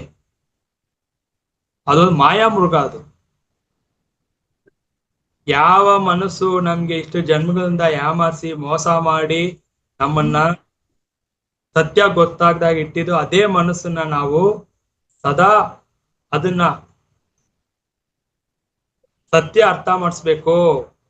ಏನಂತ ಮನಸ್ಸಿಗೆ ಹೇಳ್ಬೇಕು, ನೀನ್ ತೋರಿಸ್ತಾ ಇರೋದ್ರ ಯಾವ್ದ್ರಲ್ಲಿ ನನ್ಗೆ ಇಂಟ್ರೆಸ್ಟ್ ಇಲ್ಲ, ನೀನ್ ತೋರಿಸ್ತಾ ಇರೋ ವಸ್ತುಗಳ ಮೇಲೆ ನನ್ಗೆ ಇಂಟ್ರೆಸ್ಟ್ ಇಲ್ಲ. ಇದೇ ಡೈಲಿ ಮನನ ಮಾಡ್ಬೇಕು, ಅಭ್ಯಾಸ ಮಾಡ್ಬೇಕು. ನೀನ್ ಯಾವ್ದನ್ನೆಲ್ಲ ತೋರಿಸ್ತಾ ಇದೆಯಲ್ಲ ಭೌತಿಕ ವಸ್ತುಗಳೆಲ್ಲ, ಅದ್ಮೇಲೆ ನನ್ಗೆ ಯಾವ್ದ್ರಲ್ಲಿ ಇಚ್ಛೆ ಇಲ್ಲ. ನನ್ನ ಇಚ್ಛೆ ನನ್ನ ಸತ್ಯ ದರ್ಶನ ಮಾತ್ರ, ನನ್ನ ಸ್ವರೂಪದಲ್ಲಿ ಮಾತ್ರ, ಆತ್ಮನಲ್ಲಿ ಮಾತ್ರ ನನ್ನ ಇಚ್ಛೆ. ಅವನ್ನ ತಲುಪಬೇಕು, ಅವನ್ನ ದರ್ಶಿಸ್ಬೇಕು, ಅವನ್ನ ನಾನು ಸೇರ್ಬೇಕು, ಅವನ್ನ ತಲುಪಬೇಕು ಅನ್ನೋದನ್ನ ಡೈಲಿ ಮನಸ್ಸಿಗೆ ಅಭ್ಯಾಸ ಮಾಡ್ತಾ ಇರ್ಬೇಕು. ನನ್ಗೆ ಯಾವ್ದ್ರಲ್ಲೂ ಜಗತ್ ಮೇಲೆ ಯಾವ್ದ್ರಲ್ಲೂ ಇಂಟ್ರೆಸ್ಟ್ ಇಲ್ಲ, ಯಾವ್ದ್ರಲ್ಲೂ ನನ್ಗೆ ಆಸಕ್ತಿ ಇಲ್ಲ. ಅದ್ ಮನಸ್ಸು ನಾನು ಡೈವರ್ಟ್ ಮಾಡ್ತಾ ಇರುತ್ತೆ. ನೀನ್ ಇದು ತೋರಿಸ್ತೀನಿ, ಇದನ್ನ ನಿಂಗೆ ರೂಪಿಸ್ಕೊಡ್ತೀನಿ, ಇದನ್ನ ನಾನು ಗಳಿಸ್ಕೊಡ್ತೀನಿ. ಅದೇನೇ ನಮ್ಗೆ ಆಸೆ ತೋರ್ಸಿದ್ರು ಕೂಡ ನನ್ಗೆ ಅದೇನೇ ನಮ್ಗೆ ಮರಳು ಮಾಡಿದ್ರು ಕೂಡ ಆ ಮರಳಿಗೆ ನಾವು ಒಳಗಾಗ್ಬಾರ್ದು. ಅದಕ್ಕೆ ಹೇಳ್ತಾ ಇರ್ಬೇಕು ಡೈಲಿ, ನೀನ್ ತೋರಿಸ್ತಾ ಇರೋದ್ರ ಮೇಲೆ ಯಾವ್ದ್ರ ಮೇಲೆ ನನಗೆ ಇಂಟ್ರೆಸ್ಟ್ ಇಲ್ಲ, ನನ್ಗೆ ಯಾವ್ದು ಬೇಡ ಈ ಜಗತ್ತಿನಲ್ಲಿ. ಯಾಕಂದ್ರೆ ಅದು ಸುಳ್ಳು ಅನ್ನೋದು ನಮ್ಗೆ ಅರಿವಿರ್ಬೇಕು. ಅದೇ ಸತ್ಯ ಅಂತ ನಂಬಿದೀವಿ. ಯಾಕಪ್ಪ ಅಂದ್ರೆ ಈ ಮನಸ್ಸಿಗೆ ಅಷ್ಟು ಶಕ್ತಿ ಇದೆ. ನಮ್ ಕಣ್ಮುಂದೆ ಯಾರನ್ನ ಬೇಕಾದ್ರೂ ತಂದು ತೋರಿಸುತ್ತೆ. ಈಶ್ವರನ್ನ ತೋರಿಸುತ್ತೆ, ಕೃಷ್ಣನ್ನ ತೋರಿಸುತ್ತೆ, ರಾಮನ್ನ ತೋರಿಸುತ್ತೆ, ಸಾಯಿಬಾಬಾ ತೋರಿಸುತ್ತೆ, ಬಾಬಾಜಿ ತೋರಿಸುತ್ತೆ, ಯಾರನ್ನ ಬೇಕಾದ್ರೂ ತಂದು ತೋರಿಸುತ್ತೆ. ಅದಕ್ಕಷ್ಟು ಶಕ್ತಿ ಇದೆ. ಮಾಯಾಮೃಗ ಅದು.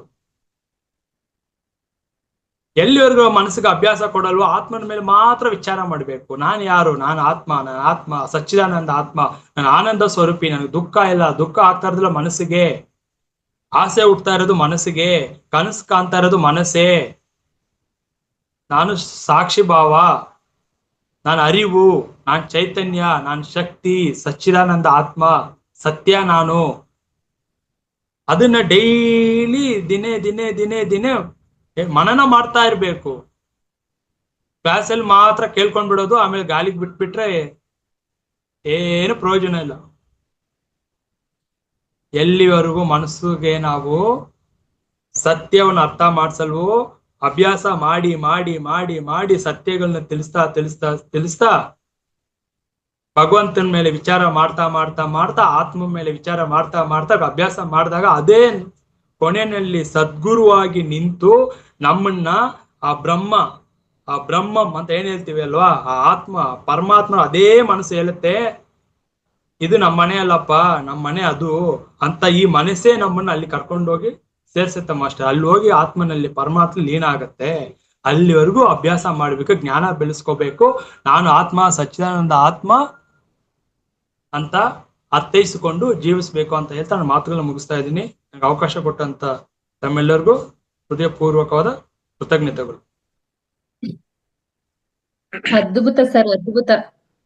ಏನ್ ಹೇಳ್ಬೇಕಂತಾನೆ ಗೊತ್ತಾಗ್ತಿರ. ನಾವೆಲ್ಲ ಮಾಯಲ್ಲಿ ಬಿದ್ದು ಒದ್ದಾಡ್ತಾ ಇದೀವಿ ಸರ್. ಇವಾಗ ಟೈಮ್ ಹೆಂಗ್ ಆಯ್ತು ಅಂತಾನೆ ಗೊತ್ತಾಗ್ತಿಲ್ಲ ಸರ್. ಅಷ್ಟು ಚೆನ್ನಾಗಿ ಅದ್ಭುತವಾಗಿ ಕಾರ್ಯಕ್ರಮ ಮೂಡಿ ಬಂತು. ಇದನ್ನ ಇವತ್ತು ಹೀಗೆ ಕೇಳ್ಬಿಟ್ಟು ಬರ್ಕೊಂಡ್ಬಿಟ್ಟು ಇದನ್ನ ಇಲ್ಲಿಗೆನೆ ಅಂತ್ಯ ಮಾಡಬಾರ್ದು. ಇದನ್ನ ಮತ್ತೆ ಕೇಳಿಸ್ಕೋಬೇಕು. ಮತ್ತೆ ಬೇರೆಯವ್ರಿಗೂ ಸಹ ಇದನ್ನ ನಾವು ಒಂದು ವಿಡಿಯೋನ ಕಳಿಸ್ಕೊಡ್ಬೇಕು. ಅವ್ರಿಗೂ ಸಹ ನಾವೆಲ್ಲ ಯಾವ ಈ ಜಗತ್ತಲ್ಲಿ ಮಾಯೆಯಲ್ಲಿ ಇದ್ದೀವಿ ಅಂತ ಹೇಳಿ ತಿಳ್ಕೊಳಕ್ಕೋಸ್ಕರನ ಎಂತ ಅದ್ಭುತವಾಗಿ ಹೇಳಿದ್ದೀರಾ. ಧನ್ಯವಾದಗಳು ಸರ್. ನೇರವಾಗಿ ದಿಟ್ಟವಾಗಿ ಹೇಳೋರಂದ್ರೆ ನಮ್ಮ ವಿಜಯಕಾಂತ್ ಸರ್ ಅಂತ ಹೇಳಕ್ಕೆ ನಮ್ಗೆ ತುಂಬಾನೇ ಹೆಮ್ಮೆ ಆಗುತ್ತೆ, ಖುಷಿ ಆಗುತ್ತೆ ಸರ್. ಧನ್ಯವಾದಗಳು ಸರ್. ತುಂಬಾ ಅಭಿನಂದನೆಗಳು ವಿಜಯಕಾಂತ್ ಸರ್, ಚೆನ್ನಾಗಿ ಹೇಳಿದ್ರೆ. ನಮ್ ಹಳ್ಳಿ ಭಾಷೆದಾಗ ಹೇಳ್ಬೇಕಂತಂದ್ರೆ ಎಷ್ಟ್ ಹೇಳಿದ್ರು ಕೇಳಲ್ಲ ಅಂತಂದಾಗ ಕೆಲವು ಹಳಿಯಾರು ಮಾವುಗಳಿಗೆ ಅತ್ತೆರ್ ಸಸ್ತ್ರಿಗೆ ಕಂಬಳ್ಯಾಗ ಕಲ್ ಕಟ್ ಹೊಡೆದಂಗಿತ್ ನೋಡ್ ಮಾತು ಅಂತಾರಲ್ಲ, ಹಂಗಿತ್ತು ಇವತ್ತು ಮಾತಿನ ಭರಾವಟೆ ಇದು. ಅಂದ್ರೆ ಏನೇ ಮಾಡಿದ್ರು ಕೂಡ ಸಾರ್ಥಕ ಆಗೋ ತರ ಮಾಡಿ, ತಿಳಿದ್ ಮಾಡಿ, ಅರ್ಥ ಮಾಡ್ರಿ ಅಂತ ಹೇಳ್ತಾ ಇದ್ದೀರಾ. ನಿಜಕ್ಕೂ ಕೂಡ ನಾವೇನಾಗಿದ್ದೀವಿ ಅಂದ್ರೆ ಮಾಯಾ ಲೋಕದೊಳಗೆ ಮನಸ್ಸಿನ ಒಂದು ಅದರ ಹುಚ್ಚ ಇದಕ್ಕೆ ಸಿಕ್ಬಿಟ್ಟು ಆಸೆಗಳು ಮೋಹಗಳು ಅದರಲ್ಲೇ ಕೆಸರನ್ನೇ ಸಿಕ್ಕಂಬಿಟ್ಟವಿ. ಅದರಿಂದ ಹೊರ ಬರಾಕನೆ ತಿಣ್ಕಾಡ್ತಾ ಇದೇವಿ. ಅದನ್ನೇ ಯಾರ ಏನ್ರ ಆತು ಅಂದ್ರ ಒಬ್ರ ಹತ್ರ ಹೇಳಲ್ಲ, 100 ಮಂದಿ ಬಂದ್ರ 100 ಮಂದಿ ಹತ್ರನು ಅದನ್ನ ಹೇಳ್ತಾವ, ತಿರ್ಗಾ ಮುರ್ಗ ಹಿಂಗಿತ್ತು ಹಿಂಗಾತ, ನನ್ ಮಗಳು ಹಿಂಗ್ ಮಾಡಿದ್ದು, ನಮ್ಮ ಮಗ ಹಂಗ್ ಮಾಡಿದ, ನನಗೆ ಅದಾತು ಇದದ್ ಬರೀ ಹೇಳಿದ್ದ ತಾವು ಹೇಳೋದು, ಆ ಪರಿಸರ ಕೆಡಿಸ್ಬಿಡೋದು, ಅಲ್ಲಿ ಕೇಳಾಕ್ ಬಂದವ್ರನು ಅಳಿಸ್ಕೈ ಬಿಡೋದು, ಅವ್ರ ಪರಿಸರನು ಹಾಳು ಮಾಡ್ಕೈ ಬಿಡೋದು. ಈ ತರ ಆಗಿ ಒಟ್ಟಾರೆ ವ್ಯವಸ್ಥೆನ ಹಾಳಾಗ್ತಾ ಇದೆ. ಇದಕ್ಕೆ ನಮ್ಗೆ ಇನ್ನೊಂದ್ ಕಡೆ ಒಂದು ಟ್ರೈನಿಂಗ್ ನಲ್ಲಿ ಹೇಳಿದ್ರು, ಈ ನೋವುಗಳು, ಹತಾಶೆಗಳು, ದುಃಖಗಳನ್ನ ಬೇರೆ ಹತ್ರ ಹೇಳ್ಕೇಳೋದು ಅಂದ್ರೆ ಹೆಂಗಂದ್ರೆ, ಸಣ್ಣ ಮಕ್ಕಳು ಅವ್ರಿಗೆ ಸಣ್ಣ ಬಟ್ಟೆ ಹಾಕ್ತಾರ, ಸಣ್ಣ ಕೂಸುಗಳಿಗೆ, ಅವು ಕಕ್ಕ ಮಾಡ್ತಾವು, ಅದನ್ನೇ ಮಾಡ್ತಾರ, ತೊಳಿತಾರ, ಮತ್ ಮರುದಿವ್ಸಕ್ಕೆ ಮತ್ ಹಾಕ್ತಾರ. ಆ ನಬಿ ಹೆಂಗ್ ಹೇಳಿದ್ರು ಅಂದ್ರ, ಆ ಕಕ್ಕ ಮಾಡಿದ್ದನ್ನ ತೆಗೆದು ಬೀರ್ನಾಗ ಇಡೋದು. ಅಂದ್ರೆ ಯಾರಾದ್ರೂ ಮನಿಗ್ ಬಂದ್ರು ಅಂದ್ರೆ ಅವ್ರ ಇದ್ರಿಗೆ ಹೇಳೋದು, ನನ್ ಹಿಂಗಾತು, ನನ್ ಹಿಂಗಾಪಾಡ್ದಾಗಿತ್ತು, ನನ್ಗೆ ಆತು, ಬುಳು ಅಳೋದು. ಅವ್ರು ಹೋದ್ಮೇಲೆ ಮತ್ ತೆಗೆದು ಮತ್ತೆ ಹೋಗಿ ಬೀರ್ನಾಗ ಇಡೋದು. ಅದನ್ನ ಮತ್ತೊಬ್ರು ಯಾರ ಬಟ್ಟಿಗೆ ಮತ್ತೊಂದ್ ತೆಗೆದು ಅದ್ರ ಇಡೋದು, ಮುಚ್ಚಿಡೋದು. ಅಂದ್ರೆ ನನ್ ಮತ್ ಹಿಂಗಾಗಿತ್ತು, ನನ್ ಹಿಂಗಾತು, ಬರೀ ಅದನ್ನ ಮಾಡೋದು. ಅಂದ್ರೆ ಅದನ್ನ ಹೋಲಿಕೆ ಮಾಡಿ ಹೇಳ್ತಿದ್ರು. ನಮ್ಮ ವ್ಯವಸ್ಥೆ ಏನಾಗಿದೆ ಅಂದ್ರೆ, ನಮ್ಗೆ ಆದ ನೋವುಗಳನ್ನ ಬೇರೆ ಹತ್ರ ಹೇಳಿ ನಮ್ಮ ಪರಿಸರ ನಾವ ಮಾಡ್ಕೊಳಕತ್ತೀವಿ. ಅದಕ್ಕೆ ಅದನ್ನ ಬಿಟ್ಬಿಡ್ಬೇಕು. ಏನೋ ಆಯ್ತು ಹೋಯ್ತು ಅಂತೇಳಿ. ನಮ್ಮ ಉದ್ದೇಶ ಜೀವನ್ ಮುಕ್ತಿ ಹೊಂದೋದು ಅಂತಕ್ಕಂಥದ್ದನ್ನ ಅತ್ಯಂತ ಮಾರ್ಮಿಕವಾಗಿ ಸ್ಪಷ್ಟವಾಗಿ ಏನು ಮುಲಾಜಿಲ್ದಂಗೆ ಹೇಳಿದ್ರು ಅಂತಾರಲ್ಲ, ಆತರ ನೇರ ದಿಟ್ಟವಾಗಿ ಕೊಟ್ಟಿರ್ತಕ್ಕಂಥ ಅದ್ಭುತ. ನೀವು ಚೆನ್ನಾಗಿ ಜ್ಞಾನ ಕೊಟ್ಟಿದ್ರ. ನಿಮ್ಮಲ್ಲಿ ಅಪಾರ ಜ್ಞಾನ ಇದೆ, ನಮಗ್ ಇನ್ನೂ ಬೇಕು ಅಂತಕ್ಕಂತ ಸಂದೇಶ ಕೊಡ್ಲಿಕ್ಕೆ ಇಷ್ಟಪಡ್ತೀವಿ. ಸ್ನೇಹಿತರೆ, ಯಾರಾದ್ರೂ ನಿಮ್ಮ ಅನುಭವಗಳನ್ನು, ಅನುಮಾನಗಳನ್ನು, ಕ್ವಶನ್ ಇದ್ರು ಕೂಡ ಇಲ್ಲಿ ಕೇಳ್ಬೋದು. ಸರ್ ಇದು ಹಿಂಗೆ ಇದ್ ಏನ್ ಮಾಡ್ಬೇಕು ಅಂತ ಏನಾದ್ರು ಪ್ರಶ್ನೆಗಳಿದ್ರೆ ಅದನ್ನು ಕೂಡ ಕೇಳಿ ಅಂತ ಹೇಳ್ತಾ ಅವಕಾಶಕ್ಕಾಗಿ ಧನ್ಯವಾದ. Over to madam. Yes sir, thank you so much sir. Sir ನನ್ನದೊಂದು ಪ್ರಶ್ನೆ ಸರ್. ಏನ್ ಗೊತ್ತಾ ಸರ್, ಧ್ಯಾನಕ್ ಬಂದು ಸ್ವಲ್ಪ ದಿನಕ್ಕೇನೆ ನಾನ್ ಸಂಕಲ್ಪ ಮಾಡ್ಕೊಂಡಿದ್ದೆ, ಹಂಗಾಯ್ತು ಹಿಂಗಾಯ್ತು ಅಂತ ಹೇಳಿ ಇದೆಲ್ಲ ಶುದ್ಧ ಸುಳ್ಳು ಅಂತಾನೆ ಇವಾಗ ಗೊತ್ತಾಯ್ತು. ಯಾಕೆಂದ್ರೆ ನಾವ್ ಧ್ಯಾನಕ್ ಬಂದಿರೋದು ನಾವು ಸ್ವಲ್ಪ ಆದಷ್ಟು ಮನಸ್ಸನ್ನ ಬುದ್ಧಿಯಲ್ಲಿ ಇಷ್ಟು ವರ್ಷ ಎಲ್ಲ ತುಂಬ್ಕೊಂಡ್ಬಿಟ್ಟಿದೀವಿ. ಅದನ್ನೆಲ್ಲ ಸ್ವಲ್ಪ ಸ್ವಚ್ಛ ಮಾಡ್ಕೊಳ್ಳಕ್ಕೆ ಅಂತಂದೇಳಿ ಅದನ್ನೆಲ್ಲ ಬಿಟ್ಬಿಟ್ಟು ಸಂಕಲ್ಪ ಮಾಡ್ಕೊಂಡು ಅದು ಇದು ಅಂತ ಹೇಳ್ತೀವಿ. ಮತ್ತೆ ಧ್ಯಾನದಲ್ಲಿ ನನ್ಗೆ ಅದು ಆ ದೇವತೆಗಳು ಕಂಡ್ರು, ಈ ದೇವತೆಗಳು ಕಂಡ್ರು ಅಂತಲ್ಲ ಸರ್, ಅದು ಎಷ್ಟು ಮಟ್ಟಿಗೆ ಸತ್ಯ ಸರ್ ಅದು? ದೇವತೆಗಳೆಲ್ಲ ಸುಮ್ನೆ ಕಾಣಿಸ್ಕೊಳ್ಳಲ್ಲ ಮೇಡಮ್, ನಮ್ ಮನಸ್ಸುಗಳು ತೋರ್ಸೋದು. ಯಾಕಂದ್ರೆ ಅವರು ಇವಾಗ ಹೇಳ್ತೀನಿ ನಾನು, ಇವಾಗ ನಿಮ್ ದೇವತೆಗಳು ಕಾಣಿಸ್ಕೊಂಡ್ರೆ ವರ ಕೊಟ್ಟು ಹೋಗ್ಬೇಕು ತಾನೆ. ಹೌದು, ಕಷ್ಟ ಎಲ್ಲ ಗೊತ್ತಿದ್ದಾನೆ ಬರ್ಬೇಕು ಅವರು. ಅವ್ರಿಗೆ ಕೆಲ್ಸ ಇಲ್ವ ಏನು ನಿಮ್ ಹತ್ರ ಬಂದು ಕಾಣಿಸ್ಕೊಂಡು ನಿಮ್ ಹತ್ರ ಡ್ಯಾನ್ಸ್ ಮಾಡ್ಕೊಂಡು ಹೋಗಕ್ಕೆ? ಇಲ್ಲ, ಅವ್ರ ಏನ್ ನಿರೂಪಣೆ ಮಾಡ್ಬೇಕೇನು ಬಂದು ಇಲ್ಲಿ? ಸುಮ್ನೆ ಯಾರು ಹಂಗ್ ಬರಲ್ಲ. ಅವಶ್ಯಕತೆ ಇದ್ರೆ ಅವರಿಂದ ನಮ್ಗೆ ಏನಾದ್ರೂ ಸಹಾಯ ಆಗ್ಬೇಕಂದ್ರೆ ಭಗವಂತನ ಆಜ್ಞೆ ಇದ್ರೆ ಮಾತ್ರ ಬರ್ತಾರೆ. ಇವೆಲ್ಲ ಕೂಡ ಮನಸ್ಸಿನ ಆಟ, ಮಾಯ ಆಟ ಅಂತ ಹೇಳಿದ್ನಲ್ಲ, ಅಂತ ವಿಶ್ವಾಮಿತ್ರರಿಗೆ ಬಿಟ್ಟಿಲ್ವಲ್ಲ ಮಾಯೆ ಅನ್ನೋದು. ಎಷ್ಟೋ ಯೋಗಿಗಳು ಬಿಟ್ಟಿಲ್ಲ ಅಂತ ಹೇಳ್ತಾ ಇರೋದು. ಮಾಯಾ ಪ್ರಭಾವ ಹಂಗಿದೆ. ಸೊ ಅದಕ್ಕೆ ಹೇಳ್ತಾ ಇರೋದು, ಈ ನಾವೇನು ಸಂಕಲ್ಪ ಮಾಡ್ತೀವಲ್ಲ, ನೀವು ಸಂಕಲ್ಪ ಮಾಡದೆ, ಅಪೇಕ್ಷೆ ಇಲ್ಲದೆ, ನಿರೀಕ್ಷೆ ಇಲ್ಲದೆ ಮಾಡಿದ್ರೆ ನಮ್ಗೆ ಏನಾಗ್ಬೇಕೋ ಅದಕ್ಕಿಂತ ಅಧಿಕವಾಗಿ ಯೂನಿವರ್ಸ್ ಕೊಡತ್ತೆ. ಯಾಕಂದ್ರೆ ನಾವು ಇವಾಗ ನೋಡಿ, ಈಗ ನಿಮ್ಗೆ 1 ಲಕ್ಷ ಬೇಕು ಅನ್ಕೊಳ್ಳಿ, ಎಕ್ಸಾಂಪಲ್. ನಿಮ್ಮ ಹತ್ರ ಇವಾಗ ಕೈಯಲ್ಲಿ ನಿಮ್ಗೆ 1 ಲಕ್ಷ ಇದೆ ನಿಮ್ಮ ಹತ್ರ ಈಗ. ಮತ್ತೆ ನೀವು 1 ಲಕ್ಷ ಕೇಳ್ತೀರ ಯೂನಿವರ್ಸ್ನ? ಇದೆ ಅಲ್ಲ ಸರ್, ನಮ್ ಕಡೆ ಇದೆ ಸರ್. ಇವಾಗ ನಿಮ್ ಕೈಯಲ್ಲಿ 1 ಲಕ್ಷ ರೂಪಾಯಿ ಇದೆ, ಇವಾಗ 1 ಲಕ್ಷ ಕೇಳ್ತೀರ ಯೂನಿವರ್ಸ್ನ? ಇದೆ ಅಲ್ಲ ಸರ್, ಮತ್ತೇನಕ್ಕೆ ಕೇಳೋದು? ಯಾಕೆ ಕೇಳ್ಬೇಕು? ಇದೆ, ಕರೆಕ್ಟಾ? ಕೇಳಲ್ಲ ತಾನೆ? ಹಾಗೇನೆ ನಮ್ಮ ಹತ್ರ ಎಲ್ಲಾನು ಇದೆ, ಸರ್ವೋ ನಮ್ಮಲ್ಲೇ ಇದೆ. ಕೇಳಿ ಕೇಳಿ ನಾವು ಎಡವಟ್ಟು ಮಾಡ್ಕೊಳ್ಳೋದಕ್ಕಿಂತ ಕೇಳ್ದೆ ಇದ್ರಾಗ ಯೂನಿವರ್ಸೇ ಕೊಡತ್ತೆ. ಇವಾಗ ನನಗೆ 1 ಲಕ್ಷ ಬೇಕು ಅಂದ್ರೆ ಅದು 1 ಕೋಟಿ ಕೊಡಕ್ಕೆ ರೆಡಿ ಇರುತ್ತೆ.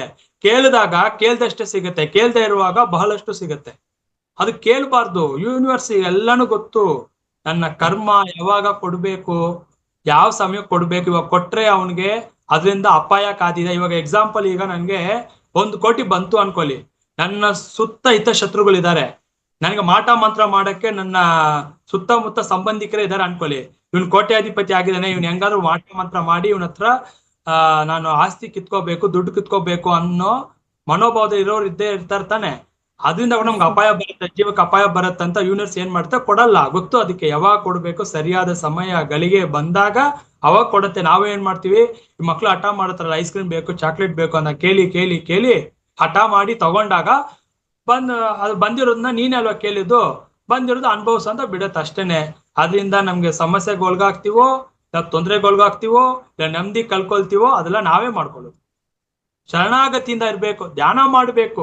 ನಾನು ಹೇಳಿದ್ಲ, ಧ್ಯಾನ ನೋಡಿ, ಸತ್ಯ ಅರ್ಥ ಮಾಡ್ಕೊಳ್ಳಿ. ಎಲ್ಲಿವರೆಗೂ ಈ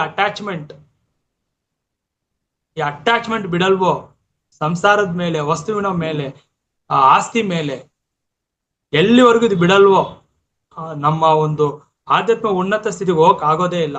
attachment is the cause for suffering ಅಂತ ಬುದ್ಧ ಭಗವಾನ್ರು ಹೇಳ್ತಾರೆ. ಅಟ್ಯಾಚ್ಮೆಂಟ್ ಇದು ಉನ್ನತ ಸತ್ಯ. ಅರ್ಥ ಮಾಡ್ಕೋಬೇಕು. ಯಾವ್ದಕ್ಕೆಲ್ಲ ಅಂಟ್ಕೊಂಡಿದೀವಿ, ಯಾವ್ದಕ್ಕೆಲ್ಲ ಬಂಧನ ಪಟ್ಟಿದೀವಿ, ಎಲ್ಲದಕ್ಕೂ ಬಂಧನ ಪಟ್ಟಿದೀವಿ. ನಾವು ಬಿಡಕ್ ರೆಡಿ ಇಲ್ಲ. ಈ ಭೂಮಿಗೆ ಬಂದ್ರೆ ಎಲ್ಲಾನು ಬಿಡ್ಲಿಕ್ಕೆ, ಎಲ್ಲಾನು ಕಲ್ಕೊಳಕ್ ಬಂದಿದೀವಿ. ಆನ ಎಲ್ಲಾನು ಹಿಡಿದು ಮನಸ್ಸು ಎಲ್ಲಾನು ಹಿಡಿದು ಇಟ್ಕೊಂಡಿದೆ. ಎಲ್ಲವನ್ನು ನಂದು, ನನ್ನ ವಸ್ತು, ನನ್ನ ಕುಟುಂಬ, ನನ್ನವರು, ನಮ್ಮವರು, ನಮ್ಮ ಸಂಬಂಧಿಕರು, ನನ್ನ ಆಸ್ತಿ ಅಂತ ಎಲ್ಲ ಗಟ್ಟಿಯಾಗಿ ಹಿಡಿದು ಇಟ್ಕೊಂಡಿದ್ವಿ. ಯಾವಾಗ ನಾವು ಎಲ್ಲಾನು ಬಿಡಕ್ಕೆ ರೆಡಿ ಇರ್ತೀವೋ ಅವಾಗ ಆ ಸತ್ಯ ಗೊತ್ತಾಗತ್ತೆ. ಅವಾಗ ಜೀವನ್ ಮುಕ್ತರಾಗ್ತೀವಿ. ನೋಡಿ, ಜೀವನ್ ಮುಕ್ತ ಅಂದ್ರೆ ಯಾರಿಗೂ ಗೊತ್ತಾಗ್ತಾ ಇಲ್ಲ. ನಾನು ಜೀವಂತವಾಗಿರುವಾಗ್ಲೇ ಮುಕ್ತಿ ಹೊಂದಬಹುದು. ಹೇಗೆ? ನಾನು ಜೀವಂತವಾಗಿರುವಾಗ್ಲೇ ನನ್ನ ಸತ್ಯ ನಾನು ಏನು ಅಂತ ಗೊತ್ತಾದಾಗ ಯಾವ್ದಕ್ಕೂ ನಾನು ಅಂಟ್ಕೊಳ್ಳಲ್ಲ. ಸಾಕ್ಷಿಯಾಗಿ ನೋಡ್ತೀನಿ, ಜಗತ್ತಲ್ಲೇ ಇರ್ತೀನಿ, ಯಾವ್ದಕ್ಕೆ ಅಂಟ್ಕೊಳ್ದೆ ಅನುಭವಿಸ್ತೀನಿ. ಜನಕ ಮಹಾರಾಜರ ತರ ಇರ್ತೀನಿ. ಜನಕ ಮಹಾರಾಜರು ಹಾಗೆ ಇದ್ರು, ಅವ್ರು ಜೀವನ್ ಮುಕ್ತರು. ಹೇಗೆ? ರಾಜನಾಗೆ ಇದ್ರು, ರಾಜ ಋಷಿ ಆದ್ರು, ರಾಜ್ಯ ಪರಿಪಾಲನೆ ಮಾಡಿದ್ರು, ಪ್ರಜೆಗಳು ಏನ್ ಮಾಡ್ಬೇಕು ಮಾಡಿದ್ರು. ಆದ್ರೆ ಎಲ್ಲೂ ಕೂಡ ಯಾವ ವ್ಯಾಮೋಹಕ್ಕೂ ಬಂಧನಕ್ಕೂ ಒಳಗಾಗ್ಲಿಲ್ಲ. ಸಾಕ್ಷಿಯಾಗಿ ನಿಂತು ನೋಡ್ತಾ ಇದ್ರು, ಅನುಭವಿಸ್ತಾ ಇದ್ರು. ಅವ್ರಿಗೆ ದುಃಖ ಬಂದ್ರು ಕೂಡ ಸಮಸ್ಥಿತಿಯಲ್ಲೇ ಇದ್ರು. ದೊಡ್ಡ ಒಂದು ಖುಷಿ ಬಂದಾಗ ಕೂಡ ಕುಣಿತಾ ಇರ್ಲಿಲ್ಲ, ಸಮವಾಗಿ ನೋಡ್ತಾ ಇದ್ರು. ಹೇಗೆ ಖುಷಿ ಬಂದ್ರೆ ಸಮಾನ ಸ್ಥಿತಿಯಲ್ಲಿ ಇದ್ರು, ದುಃಖ ಬಂದ್ರು ಅದೇ ಸಮಾನ ಸ್ಥಿತಿ. ನಾವಂದ್ರೆ ದುಃಖ ಬಂದಾಗ ಕಣ್ಣೀರು ಸುರಿಸ್ಕೊಂಡು ಎಲ್ರಿಗೂ ಹೇಳ್ಕೊಂಡ್ ಬರ್ತೀವಿ. ನಮ್ ಜೀವನದಲ್ಲಿ ಏನೋ ಪ್ರಳಯ ಭೂಕಂಪ ಆಗ್ಬಿಟ್ಟಿದೆ, ನಮ್ ಜೀವನದಲ್ಲೇ ದುಃಖ ಬಂದು ಆವರಿಸ್ಕೊಂಡಿದೆ ಅನ್ನೋ ತರ ಅದನ್ನೇ ಹೇಳ್ಕೊಂಡು ತಿರ್ಗಾಡ್ಕೊಂಡು ಕಾಲ ಕಳೆದುಕೊಂಡು ಅದು ಹೇಳಿ ಹೇಳಿ ಹೇಳಿ ಈಗ ಯಾರಾದ್ರೂ ಫೋನ್ ಮಾಡ್ತಾರೆ ಅನ್ಕೊಳ್ಳಿ, ಏನ್ ಮಾಡ್ತಾ ಇರ್ತೀವಿ, ಅವ್ರ ದುಃಖಗಳನ್ನ ಕೇಳಿ ಕೇಳಿ ಕೇಳಿ ನಾವು ವೀಕ್ ಆಗ್ತಾ ಇದೀವಿ. ಇಲ್ಲಿ ಧ್ಯಾನ ಸಾಧನೆ ಮಾಡೋದು ಇನ್ನೊಬ್ರದ್ದು ಕಷ್ಟಗಳು ದುಃಖಗಳು, ಅವ್ರ ಮನೆಯಲ್ಲಿ ಅವ್ರದ್ದು ಹಿಂಗಾಯ್ತೆ ಅಂತ, ಅವ್ರು ಹಿಂಗ ಅಂದ್ರೆ ಅಂತ, ಅವ್ರ ಸೊಸೆ ಹಿಂಗ ಅಂದ್ಲಂತೆ, ಆ ಅತ್ತಿಗೆ ಹಿಂಸೆ ಕೊಡ್ತಾರೆ, ಈ ತರ ಮಾತುಗಳು ಮಾತಾಡಿ ಮಾತಾಡಿ ಇದೆಲ್ಲ ಕೇಳ್ಸ್ಕೊಂಡು ತುಂಬ್ಕೊಂಡು ವೀಕ್ ಆಗ್ತೀವಿ. ನಾವು ಇಲ್ಲಿ ಮಾಡಿದೆಲ್ಲ ಮಣ್ಣಿಗೆ ಹೋಗ್ತಾ ಇದೆ. ಹಿಂಗಿದೆ ನಮ್ ಸಾಧನೆ. ಎಸ್, ಥ್ಯಾಂಕ್ ಯು ಸರ್, ಸ್ಪಷ್ಟವಾಗಿ ಅರ್ಥ ಕೊಟ್ರಿ. ಎಸ್, ಅನು ಕೃಷ್ಣ ಅವರೇ, ನಿಮ್ಗೆ ಅವಕಾಶ ಇವಾಗ. ಧನ್ಯವಾದಗಳು ಸರ್. ನಾನು ಒಂದು ಪ್ರಶ್ನೆಗೆ ಎಷ್ಟೋ ಜನಕ್ಕೆ ಉತ್ತರ ಸಿಕ್ತು ಅಂತ ಕೇಳ್ಕೊಂತೀನಿ sir. Thank you so much sir. Sir ನಮಸ್ತೆ. ನಮಸ್ತೆ ಮೇಡಮ್. ನಮಸ್ತೆ ಸರ್. ಸರ್ ಕೇಳಿಸ್ತಾ ಇದೆಯಾ? ಕೇಳ್ತಾ ಇದೆ, ಕೇಳಿಸ್ತಿದೆ. ಸರ್, ಈ ಸೆಷನ್ ಪ್ರಾರಂಭದಲ್ಲಿ ನಾನು ಗೀತಾ ಮೇಡಮ್ ಹತ್ರ ಹೇಳ್ದೆ, ನನಗೆ ಧ್ಯಾನ ಅಂದ್ರೆ ತುಂಬಾನೇ ಇಷ್ಟ, ಆದ್ರೆ ನನಗೆ ಯಾವ ಅನುಭವನೂ ಆಗ್ತಾ ಇಲ್ಲ, ಆದ್ರೂ ನಾನು ಬಿಡಲ್ಲ, ಧ್ಯಾನ ಮಾಡ್ತೀನಿ ಅಂತ. ನನ್ನ ಮನಸ್ಸಿನ ಗೊಂದಲಕ್ಕೆ ನೀವು ಸಂಪೂರ್ಣವಾಗಿ ಇವತ್ತು ಉತ್ತರ ಕೊಟ್ರಿ ಸರ್. ಅನುಭವ ಮುಖ್ಯನೇ ಅಲ್ಲ, ಧ್ಯಾನ ಮಾಡೋದ್ ಮಾತ್ರ ಮುಖ್ಯ ಅಂತ ಹೇಳಿ. ಮತ್ತೆ ನೀವು ಕೊಟ್ಟಂತ ಒಂದು ಗಂಟೆ ಕಾಲ ನಮ್ಗೆ 10 ಪುಸ್ತಕಗಳ ಸಾರಾಂಶನ ಒಂದೇ ತಟ್ಟೆನಲ್ಲಿ ಹಾಕೊಟ್ಟಿದ್ದೀರಿ. ಇದನ್ನ ಜೀರ್ಣ ಮಾಡ್ಕೋಬೇಕು ಅಂದ್ರೆ ನಾವು ಪ್ರತಿದಿನ ಈ ರೆಕಾರ್ಡ್ ಅನ್ನು ಕೇಳ್ಬೇಕಾಗುತ್ತೆ ಸರ್. ದಯವಿಟ್ಟು ಮತ್ತೊಮ್ಮೆ ನಿಮ್ಮ ಒಂದು ಅನುಭವನ ಹಂಚ್ಕೊಳ್ಳಿಕ್ಕೆ ನಾನು ಮತ್ತೆ ಬಯಸ್ತೀನಿ ಸರ್. ಧನ್ಯವಾದಗಳು. Thank you madam. ಅವ್ರು ಹೇಳಿದ್ರು you, ಸರ್, 2 ವರ್ಷ ಆಯ್ತು ನಾನ್ ಧ್ಯಾನಕ್ ಬಂದು ನನ್ಗೇನು ಅನುಭವ ಆಗಿಲ್ಲ ಅಂತ. ಆತರ ಅನ್ಕೋಬೇಡಿ, ಈ ಧ್ಯಾನಕ್ ಬಂದಿರಲ್ಲ ಇದು ಒಂದ್ ದೊಡ್ಡ ಅನುಭವ ಅಂತಂದೇಳಿ. ಇವತ್ ನಾನು ನಿಮ್ ಮಾತನ್ನ ಕೇಳ್ಕೊಂಡ್ ಅನ್ಕೊಂಡೆ ಇದು ಮೋಸ್ಟ್ಲಿ madam. ಹೌದು. ಸಿಕ್ತು ಅಂತಂದೇಳಿ. ಹೌದು, ಸಂಪೂರ್ಣವಾಗಿ ಸಿಕ್ಕಿದೆ ಮೇಡಮ್. ಧನ್ಯವಾದಗಳು. ರಾಜು ಅವರೇ, ನಿಮ್ಗೆ ಅವಕಾಶ. ಅವ್ರನ್ನ ಅನ್ಮ್ಯೂಟ್ ಮಾಡಿ ಮೇಡಮ್, ರಾಜು ಅವ್ರನ್ನ. ಮೇಡಮ್ ನಮಸ್ಕಾರ. ವಿಜಯಕಾಂತ್ ಸರ್ ನಮಸ್ಕಾರ. ನಮಸ್ಕಾರ ಸರ್. ನಾವು ಭೂಮಿಗೆ ಯಾವುದಕ್ಕೆ ಬಂದಿದ್ದೆವು ಅನ್ನೋದನ್ನ ಮರೆತು ನಾವು ಬಂದ ಕೆಲಸವನ್ನು ಬಿಟ್ಟು ಬೇರೆ ಏನೇನೋ ಕೆಲಸವನ್ನು ಮಾಡ್ತಾ ಇದ್ದೇವೆ, ಕರ್ಮಗಳನ್ನು ಮಾಡ್ತಾ ಇದ್ದೇವೆ ಅನ್ನೋದನ್ನ ಆಳವಾಗಿ ತಿಳಿಸಿಕೊಟ್ಟಿದ್ದರು. ತನ್ನನ್ನು ತಾನು ಅರಿತುಕೊಳ್ಳುವುದೇ ಧ್ಯಾನ, ಮನಸ್ಸನ್ನು ನಿಲ್ಲಿಸುವುದೇ ಧ್ಯಾನ, ಧ್ಯಾನದಿಂದ ಮುಕ್ತಿ ಮೋಕ್ಷ ಇಲ್ಲ, ಜ್ಞಾನದಿಂದಲೇ ಮುಕ್ತಿ ಅನ್ನೋದನ್ನು ಬಹಳಷ್ಟು ಆಳವಾಗಿ ತಿಳಿಸಿಕೊಟ್ಟಿದ್ರು. ವಿಜಯಕಾಂತ್ ಸರ್ ಪ್ರತಿಯೊಂದು ಸೆಷನ್ ಯಾವ್ದ ಕೊಟ್ಟರು ಸಹಿತ ಪ್ರತಿಯೊಬ್ಬರಿಗೆ ಮುಟ್ಟುವಂಗೆ ಆಳವಾಗಿ ತಿಳಿಸಿಕೊಡ್ತಾ ಇದ್ದಾರೆ. ತುಂಬಾ thank you sir. Thank you. ಧನ್ಯವಾದ ಸರ್. ಮಲ್ಲಪ್ಪ ಸರ್, ತಮ್ಗೆ ಅವಕಾಶ.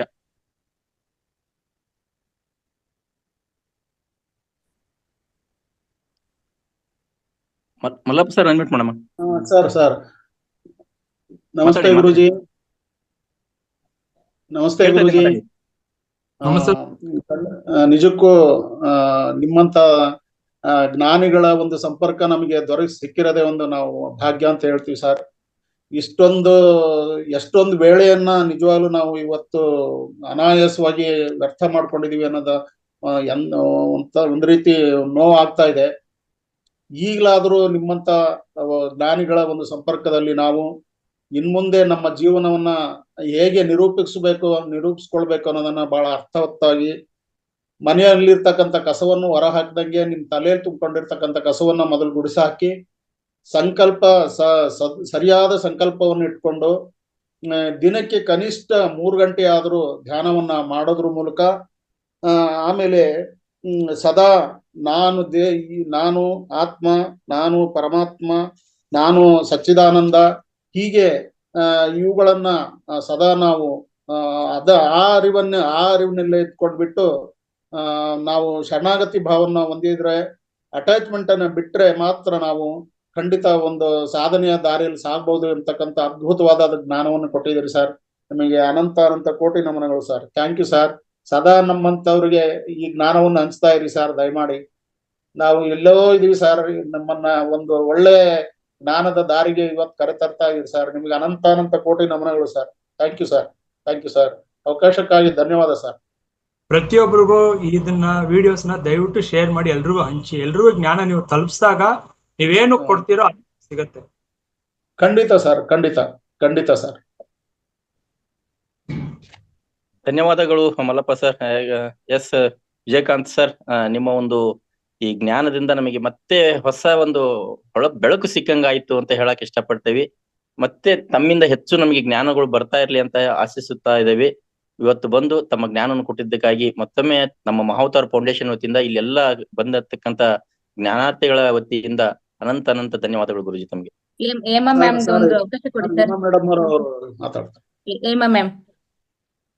ಅನ್ಮ್ಯೂಟ್ ಮಾಡಿ ಮೇಡಮ್ ಅವರು.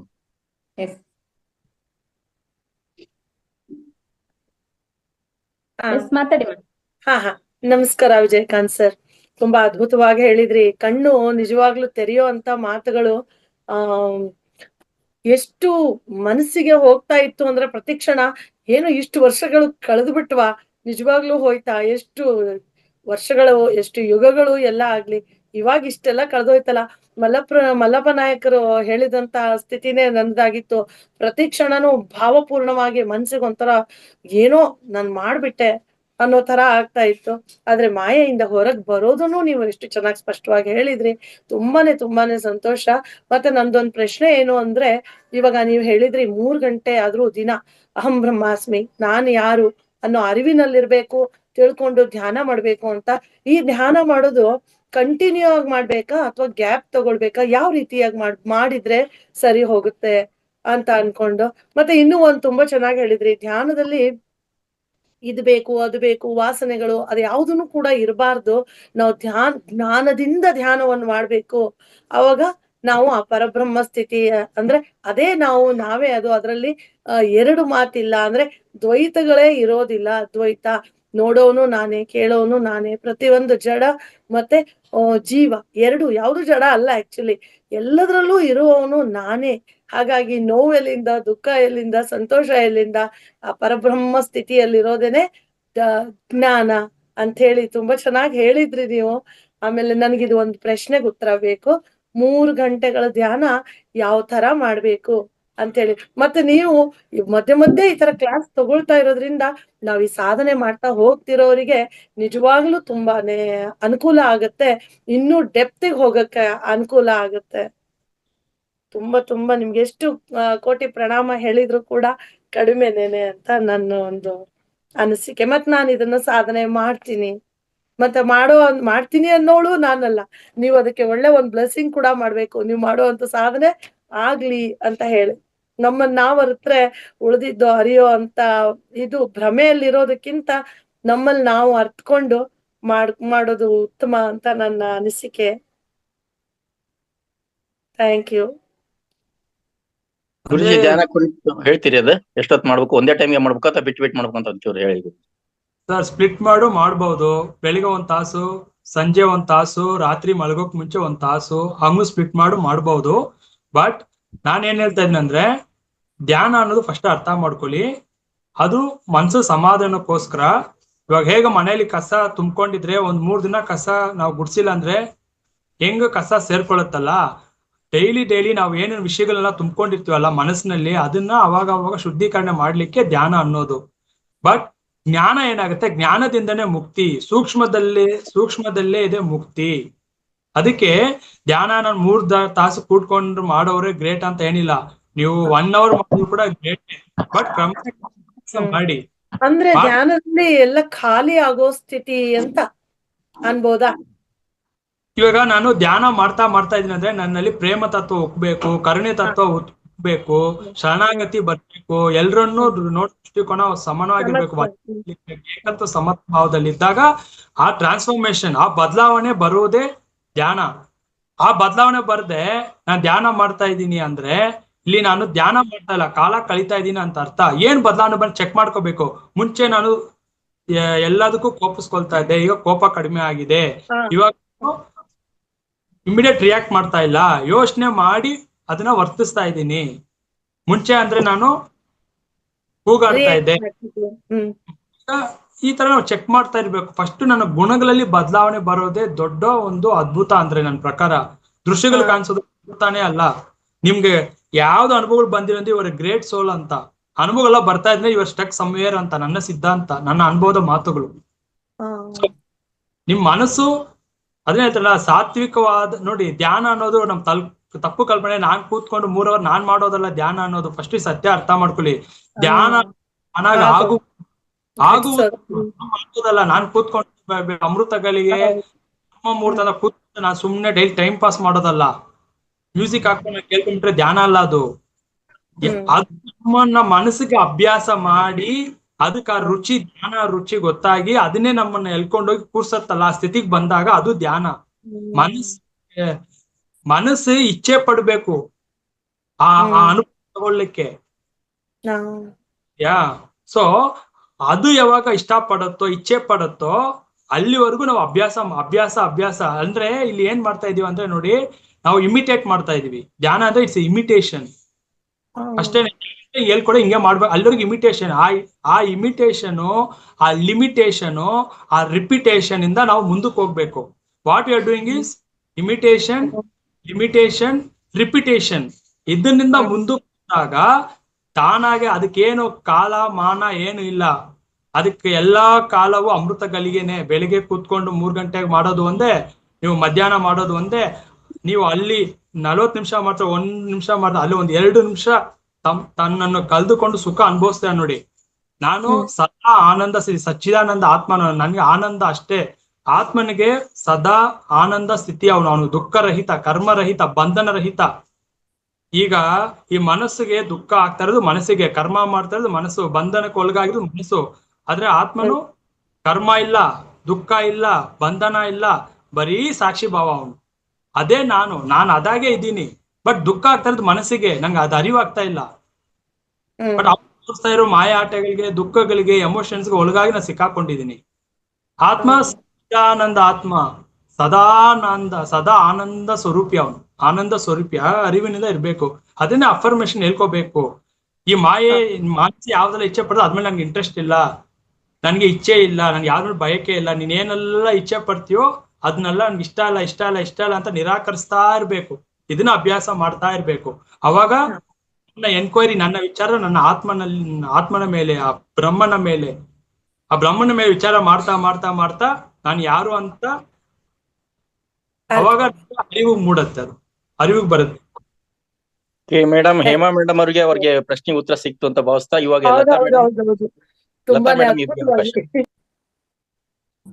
ನಮಸ್ತೆ ಸರ್. ನಮಸ್ತೆ ಮೇಡಮ್. ಸರ್, ನಾನು ಆಕ್ಚುಲಿ ಹೇಳ್ಬೇಕಂದ್ರೆ ಇವತ್ತು ಕ್ಲಾಸಿಗೆ ಜಾಯ್ನ್ ಆಗಿದೆ ಸರ್, ಫಸ್ಟ್ ಟೈಮ್. ಅದು ಲಿಂಕ್ ಬರ್ತಿತ್ತು, ಆ ಟೈಮ್ ಮೀರೋಗ್ತಿತ್ತು. ಇವತ್ತು ಯಾಕೋ ಕೇಳ್ಬೇಕು ಅಂತ ತುಂಬಾ ಟೈಮ್ ವೆಯ್ಟ್ ಮಾಡ್ತಾ ಇದ್ದು ಕುತ್ಕೊಂಡಿಗೂ ನನ್ಗೆ ಎಷ್ಟು ಖುಷಿ ಆಗ್ತಿದೆ ಅಂದ್ರೆ, ಏನೇನು ನೀವು ಹೇಳಬೇಕಿತ್ತೋ ಒಂದೊಂದು ಮಾಹಿತಿನೂ, ಒಂದೊಂದು ವಿಷಯನೂ ಸರ್, ಅದ್ರಲ್ಲಿ ಒಂದು ಪದನೂ ತೆಗ್ದಾಕವಾಗಿಲ್ಲ ಸರ್. ಅಷ್ಟು ಸತ್ಯ ದರ್ಶನ ಇವತ್ತು ನಮ್ಗೆ ಮಾಡಿಸಿದ್ರಿ. ನನಗೂ ಹಾಗೆ ಆದ್ರೆ ನನಗೆ ಅನುಭವಗಳು ಬರ್ತಾ ಇರ್ತವೆ, ಆದ್ರೆ ನಾನು ತಲೆ ಕೆಡ್ಸ್ಕೊಳಲ್ಲ. ಅದು ಬಂತಾ, ಓಕೆ, ನೆಕ್ಸ್ಟ್ ಮುಂದೇನು ಅಂತ ಹೋಗ್ತಾ ಇದ್ದೀನಿ. ಸುಮಾರು ಎಲ್ಲ ಕ್ಲಾಸಸ್ಸಲ್ಲೂ ಕೇಳಿದೀನಿ, ಸಂಕಲ್ಪ ಮಾಡ್ಕೊಳ್ಳಿ, ಅದಾಗತ್ತೆ ಇದಾಗತ್ತೆ ಅಂತ. ಎಷ್ಟು ಜನ ಹೇಳಿದ್ರು ನನ್ಗೆ ಯಾಕೋ ಮನ್ಸೇ ಇಲ್ಲ ಸರ್. ಅದ್ ಯಾಕೆ ಮಾಡ್ಕೋಬೇಕು? ಅದೇನಾರು ಇದ್ರು ಅದೇನಾರು ಆಗ್ಲೇಬೇಕು ಅಂದ್ರೆ ಹಾಗೇ ಆಗುತ್ತೆ. ನಮ್ ಕೆಲ್ಸ ಏನು, ಸುಮ್ನೆ ಧ್ಯಾನ ಮಾಡ್ತಾ ಹೋಗೋದು ಅಷ್ಟೇ ಅಂತ ಹೇಳಿ ನಾನು ಒಂದ್ 10 ನಿಮಿಷ ಸ್ಟಾರ್ಟಿಂಗ್ ಕುತ್ಕೊಳಕ್ ಆಗ್ತಿರ್ಲಿಲ್ಲ ಸರ್. ಈಗ 10 ನಿಮಿಷದಿಂದ ನಾನು ಮಾಡ್ತಾ ನೀವು ಹೇಳ್ದಾಗೆ ಪ್ರಾಕ್ಟೀಸ್ ಮಾಡ್ಕೊಳ್ತಾ ಯಾವ್ದು ಸಂಕಲ್ಪ ಇಲ್ದೇನೆ ಈಗ ಒಂದು 2 ತಿಂಗಳಿಂದ 3 ಅವರ್ ಕುತ್ಕೊಳಕ್ ಶುರು ಮಾಡಿದೀನಿ ಸರ್, ಬೆಳಗ್ಗೆ ಟೈಮು. ಅದ್ಭುತವಾದ ಬದಲಾವಣೆಗಳಾಗ್ತಿದೆ ಸರ್. ಅದು ಹೇಳಕ್ಕಾಗಲ್ಲ, ಕೇವಲ ನೋಡಿದ್ರೇನೆ ಅದು ಅನುಭವಕ್ಕೆ ಬರುತ್ತೆ ಸರ್.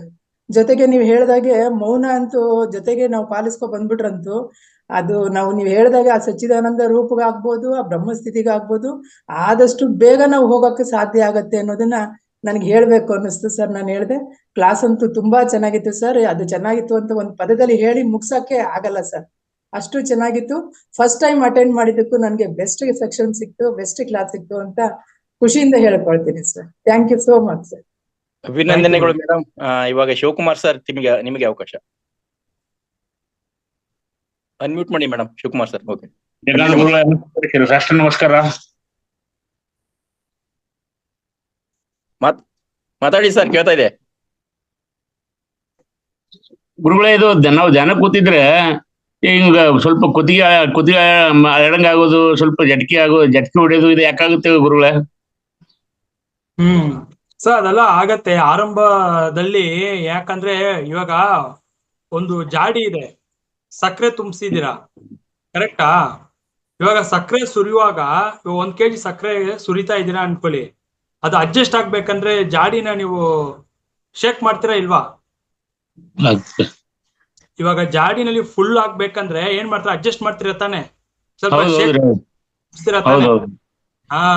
ಆ ಎನರ್ಜಿ, ಆ ವಿಶ್ವ ಪ್ರಾಣ ಶಕ್ತಿ ನಮ್ಮಲ್ಲಿ ಹರಿಯುವಾಗ ಅದು ಸೆಟ್ ಆಗ್ಲಿಕ್ಕೆ ಜರ್ಕ್ ಹೊಡಿಯೋದು ಇದೆಲ್ಲ ನಡೀತಾ ಇರತ್ತೆ. ಅದನ್ನೆಲ್ಲ ಗಮನಿಸಿ ಮುಂದಕ್ಕೆ ಹೋಗಿ ಅಷ್ಟೇ. ಅದನ್ನೇ ಹೇಳ್ತಿರೋದು, ಏನೇ ಅನುಭವಗಳು ಬಂದ್ರು ಕೂಡ ಅಲ್ಲೇ ನಿಲ್ಬಾರ್ದು. ಮುಂದೇನು ವಾಟ್ ನೆಕ್ಸ್ಟ್ ಅಂತ ಮುಂದೆ ಹೋಗ್ತಾ ಇರ್ಬೇಕು, ಎಲ್ಲೂ ಸ್ಟಕ್ ಆಗ್ಬಾರ್ದು. ಸುಮ್ನೆ ಸಾಕ್ಷಿಯಾಗಿ ನೋಡಿ ಗಮನಿಸಿ, ಏನ್ ನಡೆದ್ರೆ ಗಮನಿಸಿ ಅಷ್ಟೇ. ಗುರುಗಳೇ, ಇನ್ನೊಂದ್ ಕಡೆ ನಮ್ ಶರೀರನಲ್ಲಿ ಯಾವ್ದೋ 7 ಚಕ್ರದಲ್ಲಿ ಯಾವ್ದೋ ಒಂದು ಚಕ್ರ ಬ್ಲಾಕೇಜ್ ಇದೆ. ಯಾರತ್ರ ಗುರುವಿನ ಹತ್ರ ಹೋಗಿ ಅದ್ರದ್ದು ಬ್ಲಾಕೇಜ್ ಕ್ಲಿಯರ್ ಮಾಡ್ಕೊಳ್ಳಿ ಅಂತ ಹೇಳ್ತಾ ಇದ್ರಿ ಗುರುಗಳೇ. ಯಾರ್ದು ನಾನು ಅದನ್ನೇ ಹೇಳಿದೆ ನಾನು, ಅಪೋ ದೀಪೋ ಭವ, ನಿಮ್ಮ ಬೆಳಕು ನಿಮ್ಮ ಆತ್ಮ ನೀವೇ ಸರಿ ಮಾಡ್ಕೋಬೇಕು. ಅದನ್ನೇ ಹೇಳ್ತಾ ಇರೋದು. ನೀವು ಶ್ರದ್ಧೆಯಿಂದ ಪ್ರಾಮಾಣಿಕದಿಂದ ಸಾಧನೆ ಮಾಡಿ, ಪ್ರಕೃತಿಗೆ ಬಿಟ್ಟು ಶರಣಾಗತಿಯಿಂದ ಮಾಡಿ ಅಷ್ಟೇನೆ. ನನಗೆ ಬ್ಲಾಕೇಜ್ ಆಗಿದೆ, ಇದು ಮನಸ್ಸು ಹೇಳ್ತಾ ಇರೋದು. ಬಂದು ನಿಮ್ ಬ್ಲಾಕೇಜಸ್ ತೆಗ್ದಾಕ್ತಾರೆ. ಆ ಪ್ರತಿ ಸಲನೂ ಬಂದು ನಿಮ್ ಬ್ಲಾಕೇಜಸ್ ನಿಮ್ ಸಮಸ್ಯೆಗಳನ್ನ ತೆಗಿಯಕ್ ಯಾರಿದ್ದಾರೆ? ಇಲ್ಲ, ಸುಮ್ನೆ ಅದನ್ನೇ ಯಾರ ಮೇಲೆ ಡಿಪೆಂಡ್ ಆಗ್ಬಾರ್ದು. ಧ್ಯಾನ ಗೊತ್ತಾಗಿದ್ಯಾ? ಒಂದ್ ಅರ್ಥ ಮಾಡ್ಕೊಳ್ಳಿ, ಧ್ಯಾನ ಅಂದ್ರೆ ಏನ್ ಅಪೇಕ್ಷೆ ಇಲ್ದೆ ಬ್ಲಾಕೇಜಸ್ ಆಗಿರ್ಲಿ, ನೋವು ಬರ್ಲಿ, ಕೈ ಕಾಲು ಎಳಿಲಿ, ಕತ್ ನೋವು ಬರ್ಲಿ, ಏನೇ ಬಂದ್ರು ಕೂಡ ತಿತಿಕ್ಷಾ ಅಂತಾರೆ. ಸಹನೆ, ಆ ಸಹನೆ, ಅದು ತಿತಿಕ್ಷಾ ಅಂದ್ರೆ ನೋವುಗಳು ಬರುತ್ತೆ. ಯಾಕಂದ್ರೆ ಇದವರೆಗೂ ಮನಸ್ಸಿಗೆ ಅಭ್ಯಾಸ ಇಲ್ಲ. ಮನಸ್ಸು ಬಂದು ನಮ್ಮನ್ನ ಡೈವರ್ಟ್ ಮಾಡ್ತಾ ಇರುತ್ತೆ. ಬೇಡ, ನೋವುಗಳು ಇದೆಲ್ಲ ಅನುಭವಿಸ್ಬೇಕು, ಇದೆಲ್ಲ ಬೇಕಾ ನಿನ್ಗೆ? ಇಷ್ಟೊತ್ತು ಕುತ್ಕೊಂಡು ಸೊಂಟ ನೋವು, ಬೆನ್ನೋವು, ಕತ್ ನೋವು ಇದೆಲ್ಲ ಬೇಕಾ ನಿನ್ಗೆ? ಬೇಡ ಬಿಡು ಅಂತ ನಮ್ಮನ್ನ ಯಾಮಾರಿಸ್ತಾ ಇರುತ್ತೆ, ಡೈವರ್ಟ್ ಮಾಡ್ತಾ ಇರುತ್ತೆ. ಅದನ್ನೇ ಗಮನಿಸಿ. ಏನೇ ಬಂದು ತಿತಿಕ್ಷಾ ಅಂದ್ರೆ ಸಹಿಸ್ಕೊಂಡಿರ್ಬೇಕು. ಅವಾಗ ಅದ್ಭುತಗಳು ನಡೆಯೋದು, ಅವಾಗ ನಾವು ಜಯಿಸ್ತೀವಿ ಮನಸ್ಸನ್ನು. ಥ್ಯಾಂಕ್ ಯು ಗುರುಜಿ, ಧನ್ಯವಾದ. ಧನ್ಯವಾದ ಶಿವಕುಮಾರ್ ಅವರೇ. ದೀಪಿಕಾ ಮೇಡಮ್, ತಮಗೆ ಕೊನೆಯ ಅವಕಾಶ, ಮಾತಾಡಿ. ದೇವಿಕಾ ಮೇಡಮ್. ನಮಸ್ತೆ ಸರ್. ನಮಸ್ತೆ ಮೇಡಮ್. ನಾನು ಇವತ್ತೇ ಫಸ್ಟ್ ಜಾಯಿನ್ ಆಗಿರೋದು, ನಿಮ್ ಕ್ಲಾಸ್ ಅಟೆಂಡ್ ಮಾಡ್ತಾ ಇರೋದು. ನನಗೆ ಎಷ್ಟೋ ಕ್ವಶನ್ಸ್ಗೆ ಆನ್ಸರ್ ಸಿಕ್ತು. ಧ್ಯಾನ ಮಾಡ್ತೀನಿ, ಬಟ್ 20 ನಿಮಿಷ ಇದೇ ತರ ಸರ್ಕಸ್ ಮಾಡ್ಬೇಕಾಗತ್ತೆ. ಆಮೇಲೆ ಸ್ವಲ್ಪ ಸ್ಥಿಮಿತಾಗಿ ಬಂದು ಧ್ಯಾನ ಶುರು ಆಗತ್ತೆ ಸರ್. ಆದ್ರೆ ನೀವ್ ಹೇಳ್ದಾಗೆ ಏನು ನಾನು ಕೇಳ್ಕೊಳ್ಳೋದಿಲ್ಲ, ನನ್ಗೆ ಅದು ಬೇಕು ಇದು ಬೇಕು ಅಂತ ಸಂಕಲ್ಪ ಮಾಡ್ಕೊಳ್ಳೋದಿಲ್ಲ. ಸುಮ್ಮನೆ ಕೂತ್ಕೊಂಡು ಧ್ಯಾನ ಮಾಡ್ತಾ ಇರ್ತೀನಿ. ಬಟ್ ನೀವ್ ಹೇಳ್ದಾಗೆ ನಾನು ಆತ್ಮ ಸಚ್ಚಿದಾನಂದ ಸ್ವರೂಪ ಅದನ್ನೆಲ್ಲ ಹೇಳ್ಕೊಂಡು ಮನಸ್ಸಿಗೆ ಟ್ರೈನಿಂಗ್ ಕೊಟ್ರೆ ಸರ್ ಹೋಗುತ್ತೆ ಅಂತ ಹೇಳಿದ್ರಿ. ಅದು ಈಗ ಮಾಡ್ಬೇಕು ಸರ್, ಅದು ನೀವು ಹೇಳ್ದಾಗೆ. ಬಟ್ ನನ್ಗೆ ಹೋಗ್ತಾ ಹೋಗ್ತಾ ಇದು ಎನರ್ಜಿ ಬರೋದು ಗೊತ್ತಾಗತ್ತೆ. ಅದೇ ಅವ್ರು ಸರ್ ಹೇಳ್ದಾಗೆ ಜರ್ಕ್ ಆಗ್ತಾ ಇರುತ್ತೆ ಆಗಾಗ. ನನ್ಗೆ ಹಿಂಗೆ ಮುಂದಕ್ಕೆ ಹೋಗಿ ಹಿಂದಕ್ಕೆ ಬಂದಂಗೆ ಆಗ್ತಾ ಇರುತ್ತೆ. ಇದೆಲ್ಲ ನಡೀತಾ ಇರುತ್ತೆ. ಮೊದಲೆಲ್ಲ ಧ್ಯಾನದಲ್ಲಿ ಅನುಭವಗಳಾಗ್ತಾ ಇತ್ತು, ಈಗ ಯಾವುದು ಆಗಲ್ಲ. ಬಟ್ ನನ್ಗೆ ಯಾಕಾಗಲ್ಲ ಅಂತ ನಾನು ಯೋಚನೆನೂ ಮಾಡಲ್ಲ, ಬರುತ್ತೆ ಹೋಗುತ್ತೆ. ಅದು ಯಾವುದು ನನಗೆ ಅರ್ಥನೂ ಆಗಲ್ಲ. ಆಗಿದೆ ಮಾಡ್ಕೊಂಡು ಹೋಗ್ತಾ ಇದ್ದೀನಿ ಸರ್. ಇದು ಮಾಡೋದು ಸರಿನಾ? ಅಷ್ಟೇ ಮೇಡಮ್, ಅದು ಎಷ್ಟು ಕಾಲ ಹಿಡಿಯುತ್ತೋ ಹಿಡೀಲಿ. ಧ್ಯಾನದಲ್ಲಿ 5 ವರ್ಷ ಆಗುತ್ತೋ 10 ವರ್ಷ ಆಗುತ್ತೋ ಮಾಡ್ಕೊಂಡು ಹೋಗೋದಷ್ಟೇ ನಿಮ್ ಕೆಲ್ಸ. ಅದನ್ನೇ ಹೇಳ್ತಾ ಇರೋದು. ನಿಮ್ ಸರಿಯಾದ ಸಮಯ ಯೋಗ ಕೂಡು ಬಂದಾಗ ಅದನ್ನೇ ಹೇಳ್ತಾ ಇರೋದು. ಧ್ಯಾನ ಸಿದ್ಧಿ ಆಗಬೇಕು ಅಂದ್ರೂ ಕೂಡ ಅದಕ್ಕೆ ನಮ್ಗೆ ಆ ಯೋಗ ಇರ್ಬೇಕು. ಆ ಯೋಗ ಇದ್ರೇನೆ ಎಲ್ರು ಧ್ಯಾನಕ್ಕೆ ಬರೋದು, ಜ್ಞಾನ ತಿಳ್ಕೊಳ್ಳೋಕಾಗೋದು. ಈ ಕ್ಲಾಸ್ ಕೇಳ್ತಾ ಇದ್ರೆ ಜ್ಞಾನ ತಿಳ್ಕೊಳ್ಳೋ, ಅದು ಕೂಡ ಯೋಗ ಇದ್ರೆ ಮಾತ್ರನೇ. ಎಷ್ಟು ಜನ ಬರ್ತಾರೆ ಇಲ್ಲಿ, ಇದನ್ನ ಎಷ್ಟು ಜನರು ತಿಳ್ಕೊಳಕ್ ಆಗ್ತದೆ ಇದನ್ನ, ಇಂಥ ವಿಷಯಗಳನ್ನ ಆತ್ಮಗಳನ್ನ ತಿಳ್ಕೊಬೇಕಲ್ಲ, ಅದು ಕೂಡ ಯೋಗ ಇರ್ಬೇಕು. ನಮ್ ಕರ್ಮ ಬಿಟ್ಟಿರ್ಬೇಕು, ವಾಸನೆಗಳನ್ನ ಕಲ್ದಿರ್ಬೇಕು. ಸೊ ಹಂಗಾಗಿ ಎಷ್ಟು ವರ್ಷಗಳು ಬೇಕಾದ್ರೆ ಆಗ್ಲಿ, ಒಂದೇ ದಿನದಲ್ಲಿ ಏನ್ ಚಮತ್ಕಾರ ಆಗಲ್ಲ. ಇನ್ನೊಬ್ರು ಫಸ್ಟ್ ನಾವು ಮಾಡ್ತಾ ಇರೋ ಮಿಸ್ಟೇಕು, ಇನ್ನೊಬ್ರ ಅನುಭವವನ್ನು ನಾವು ಯಾವಾಗಲೂ ಹೋಲಿಕೆ ಮಾಡಬಾರದು. ಯಾಕಂದ್ರೆ ಅವ್ರ ಕರ್ಮಗಳು, ಅವ್ರ ವಾಸನೆಗಳು ಬೇರೆ, ನಾನ್ ತಂದಿರೋ ಕರ್ಮ ಬೇರೆ, ನಂದು ಅವ್ರದ್ದು ಬೇರೆ ಬೇರೆ. ಅವ್ರಿಗೂ ಇದು ಕಾಣಿಸ್ತಾ ಇದೆ ಅಂತೆ, ಅವ್ರಿಗೆ ಇದು ಅನುಭವ ಬರ್ತಾ ಇದೆ, ಅವ್ರು ಸೂಕ್ಷ್ಮಯಾನ ಅಷ್ಟು ಟ್ರಾವೆಲ್ ಮಾಡ್ತಾ ಇದ್ದಂತ ಅವ್ರಿಗೆ 3rd ಎಕ್ಸ್ಪೀರಿಯನ್ಸ್ ಬರ್ತಾ ಇಂದ ನನ್ಗೆ ಆಗ್ಬೇಕಂತ ಏನಿಲ್ಲ. ನಾನು ಹಿಂದಿನ ಜನ್ಮದಲ್ಲೂ ಯಾವ್ದು ಅನುಭವಗಳು ಆಗಿರ್ಬಹುದು, ಅನುಭವ ಈ ಆತ್ಮ ತಗೊಂಡಿರ್ಬಹುದು, ಈ ಜನ್ಮದಲ್ಲಿ ಆಗ್ಬೇಕಂತ ಅವಶ್ಯಕತೆ ಇಲ್ಲ. ಅವ್ರಿಗೆ ಆಗ್ತಾ ಇದೆ ಅವ್ರು ಅದ್ರ ಮೇಲೆ ಸಾಧನೆ ಮಾಡಿರ್ತಾರೆ. ನಾನು 3rd ಓಪನ್ ಮಾಡ್ಕೋಬೇಕು, ಓಪನ್ ಮಾಡೋ ಸಂಕಲ್ಪ ಇಟ್ಕೊಂಡು ಮಾಡ್ತಾ ಇರ್ತಾರೆ, ಅದಕ್ಕೆ ಅನುಭವ ತಗೊಳ್ತಾ ಇದಾರೆ. ನಮ್ ಹಿಂದಿನ ಜನ್ಮದಲ್ಲಿ ಆಗಿರ್ಬಹುದು, ಇಲ್ಲ ನಮ್ಗೆ ಅದು ಬೇಡ ಅಂತ, ನಮ್ಗೆ ಅದು ಅವಶ್ಯಕತೆ ಇಲ್ಲ ಅಂತ ಪ್ರಕೃತಿ ನಿರ್ಣಯ ಮಾಡಿರುತ್ತೆ.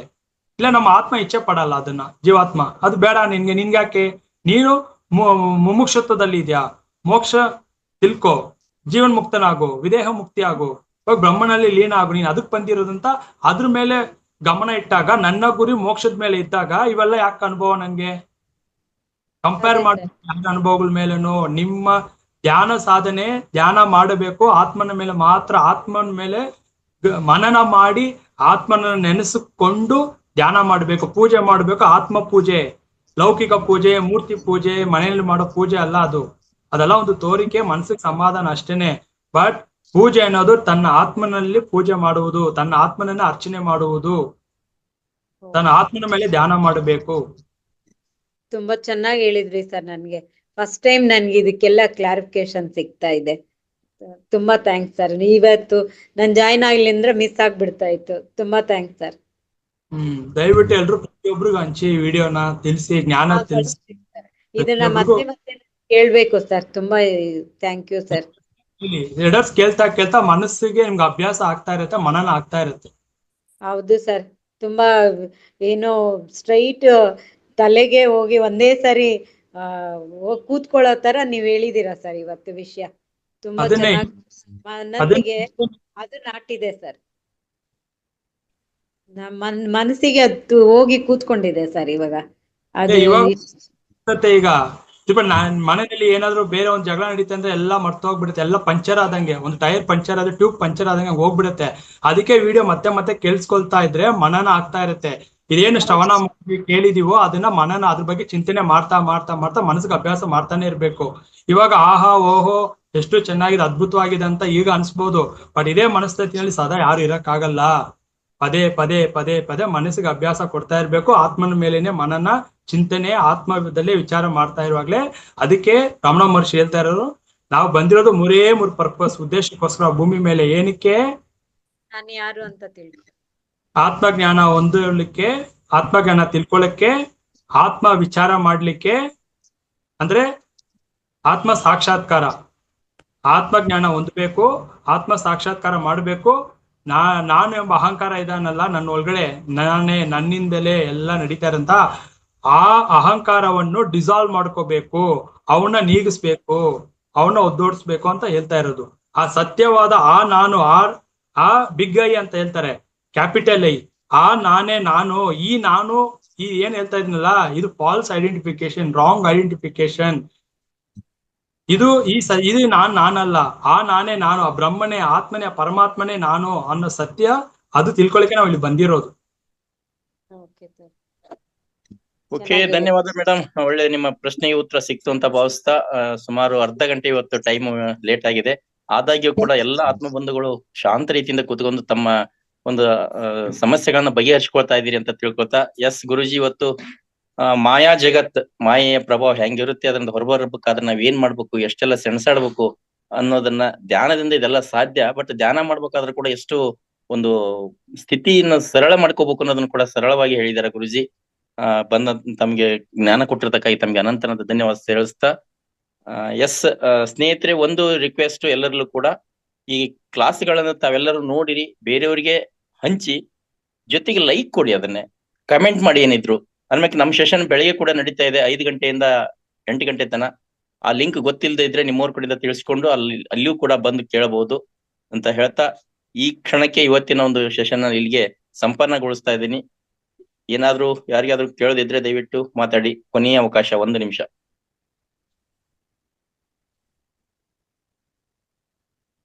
ನೀವೇ ಅನ್ಮ್ಯೂಟ್ ಮಾಡ್ಕೊಂಡು ಮಾತಾಡ್ಬೋದು. ಯಾರ್ದು ಏನು ಇಲ್ಲ ಅಂತಂದ್ರೆ, ಹಂಚ್ಕೊಳ್ಳೋ ವಿಷಯ ಇಲ್ಲ ಅಂತಂದ್ರೆ ಈ ಕಾರ್ಯಕ್ರಮನ ಇಲ್ಲಿಗೆ ಸಂಪನ್ನಗೊಳಿಸ್ತಾ ಇದೆ. ಅಂದ್ರೆ ಪ್ರತಿ ಕ್ಷಣನೂ ಅವೇರ್ನೆಸ್ ಅಲ್ಲಿ ಇರ್ಬೇಕು ಅಂತ ಅನಿಸ್ತಿದೆ ಸಣ್ಣಗೌಡ್ರೆ. ನಿಜವಾಗ್ಲೂ ಯಾವ ತರ ಮನ್ಸಿಗೆ ಬಂದ್ಬಿಡ್ತು ಅಂತ ಹೇಳಿದ್ರೆ, ಇವತ್ತಿಂದು ನಿಜ ತಟ್ಟಿ ತೆಗ್ದಂಗಿತ್ತು. ಕಷ್ಟ ಸುಖ ನೋಡಿರ್ತೀವಿ, ಎಲ್ಲಾ ನೋಡಿರ್ತೀವಿ, ದೊಡ್ಡವರಾಗ್ತೀವಿ, ಭಯ ಹೋಗಲ್ಲ, ಕಾಮ ಹೋಗಲ್ಲ, ಪ್ರೇಮ ಹೋಗಲ್ಲ, ಎಲ್ಲದ್ರದ್ದು ಅಭಾವ ಮತ್ತೆ ಬೇಕುಗಳ ಹಿಂದಿರ್ತೀವಿ. ಇದನ್ನ ಕೇಳ್ತಾ ಯಾವ ತರ ಆಯ್ತು ಅಂದ್ರೆ, ಸಡನ್ ಆಗಿ ಒಂದು ಫುಲ್ ಟರ್ನ್, ನನಗ್ ನಾನೇ ಹೀಗ್ ಶಿಫ್ಟ್. ಅದು ಎಷ್ಟು ಅದ್ಭುತವಾಗಿದೆ ಅಂದ್ರೆ, ಮನ್ಸಿನ ಒಂದೊಂದ್ ಕಣನು ಹೇಳ್ತಿದೆ, ಒಂದ್ ಕ್ಷಣನು ವ್ಯರ್ಥ ಮಾಡ್ಬೇಡ, ಎಲ್ಲ ನೋಡ್ತಿರೋದು ಎಲ್ಲಾನು ಸಾಕ್ಷಿ ಭಾವದಿಂದ ನೋಡ್ಬೇಕು, ಪ್ರತಿಯೊಂದು ನಾನೇ.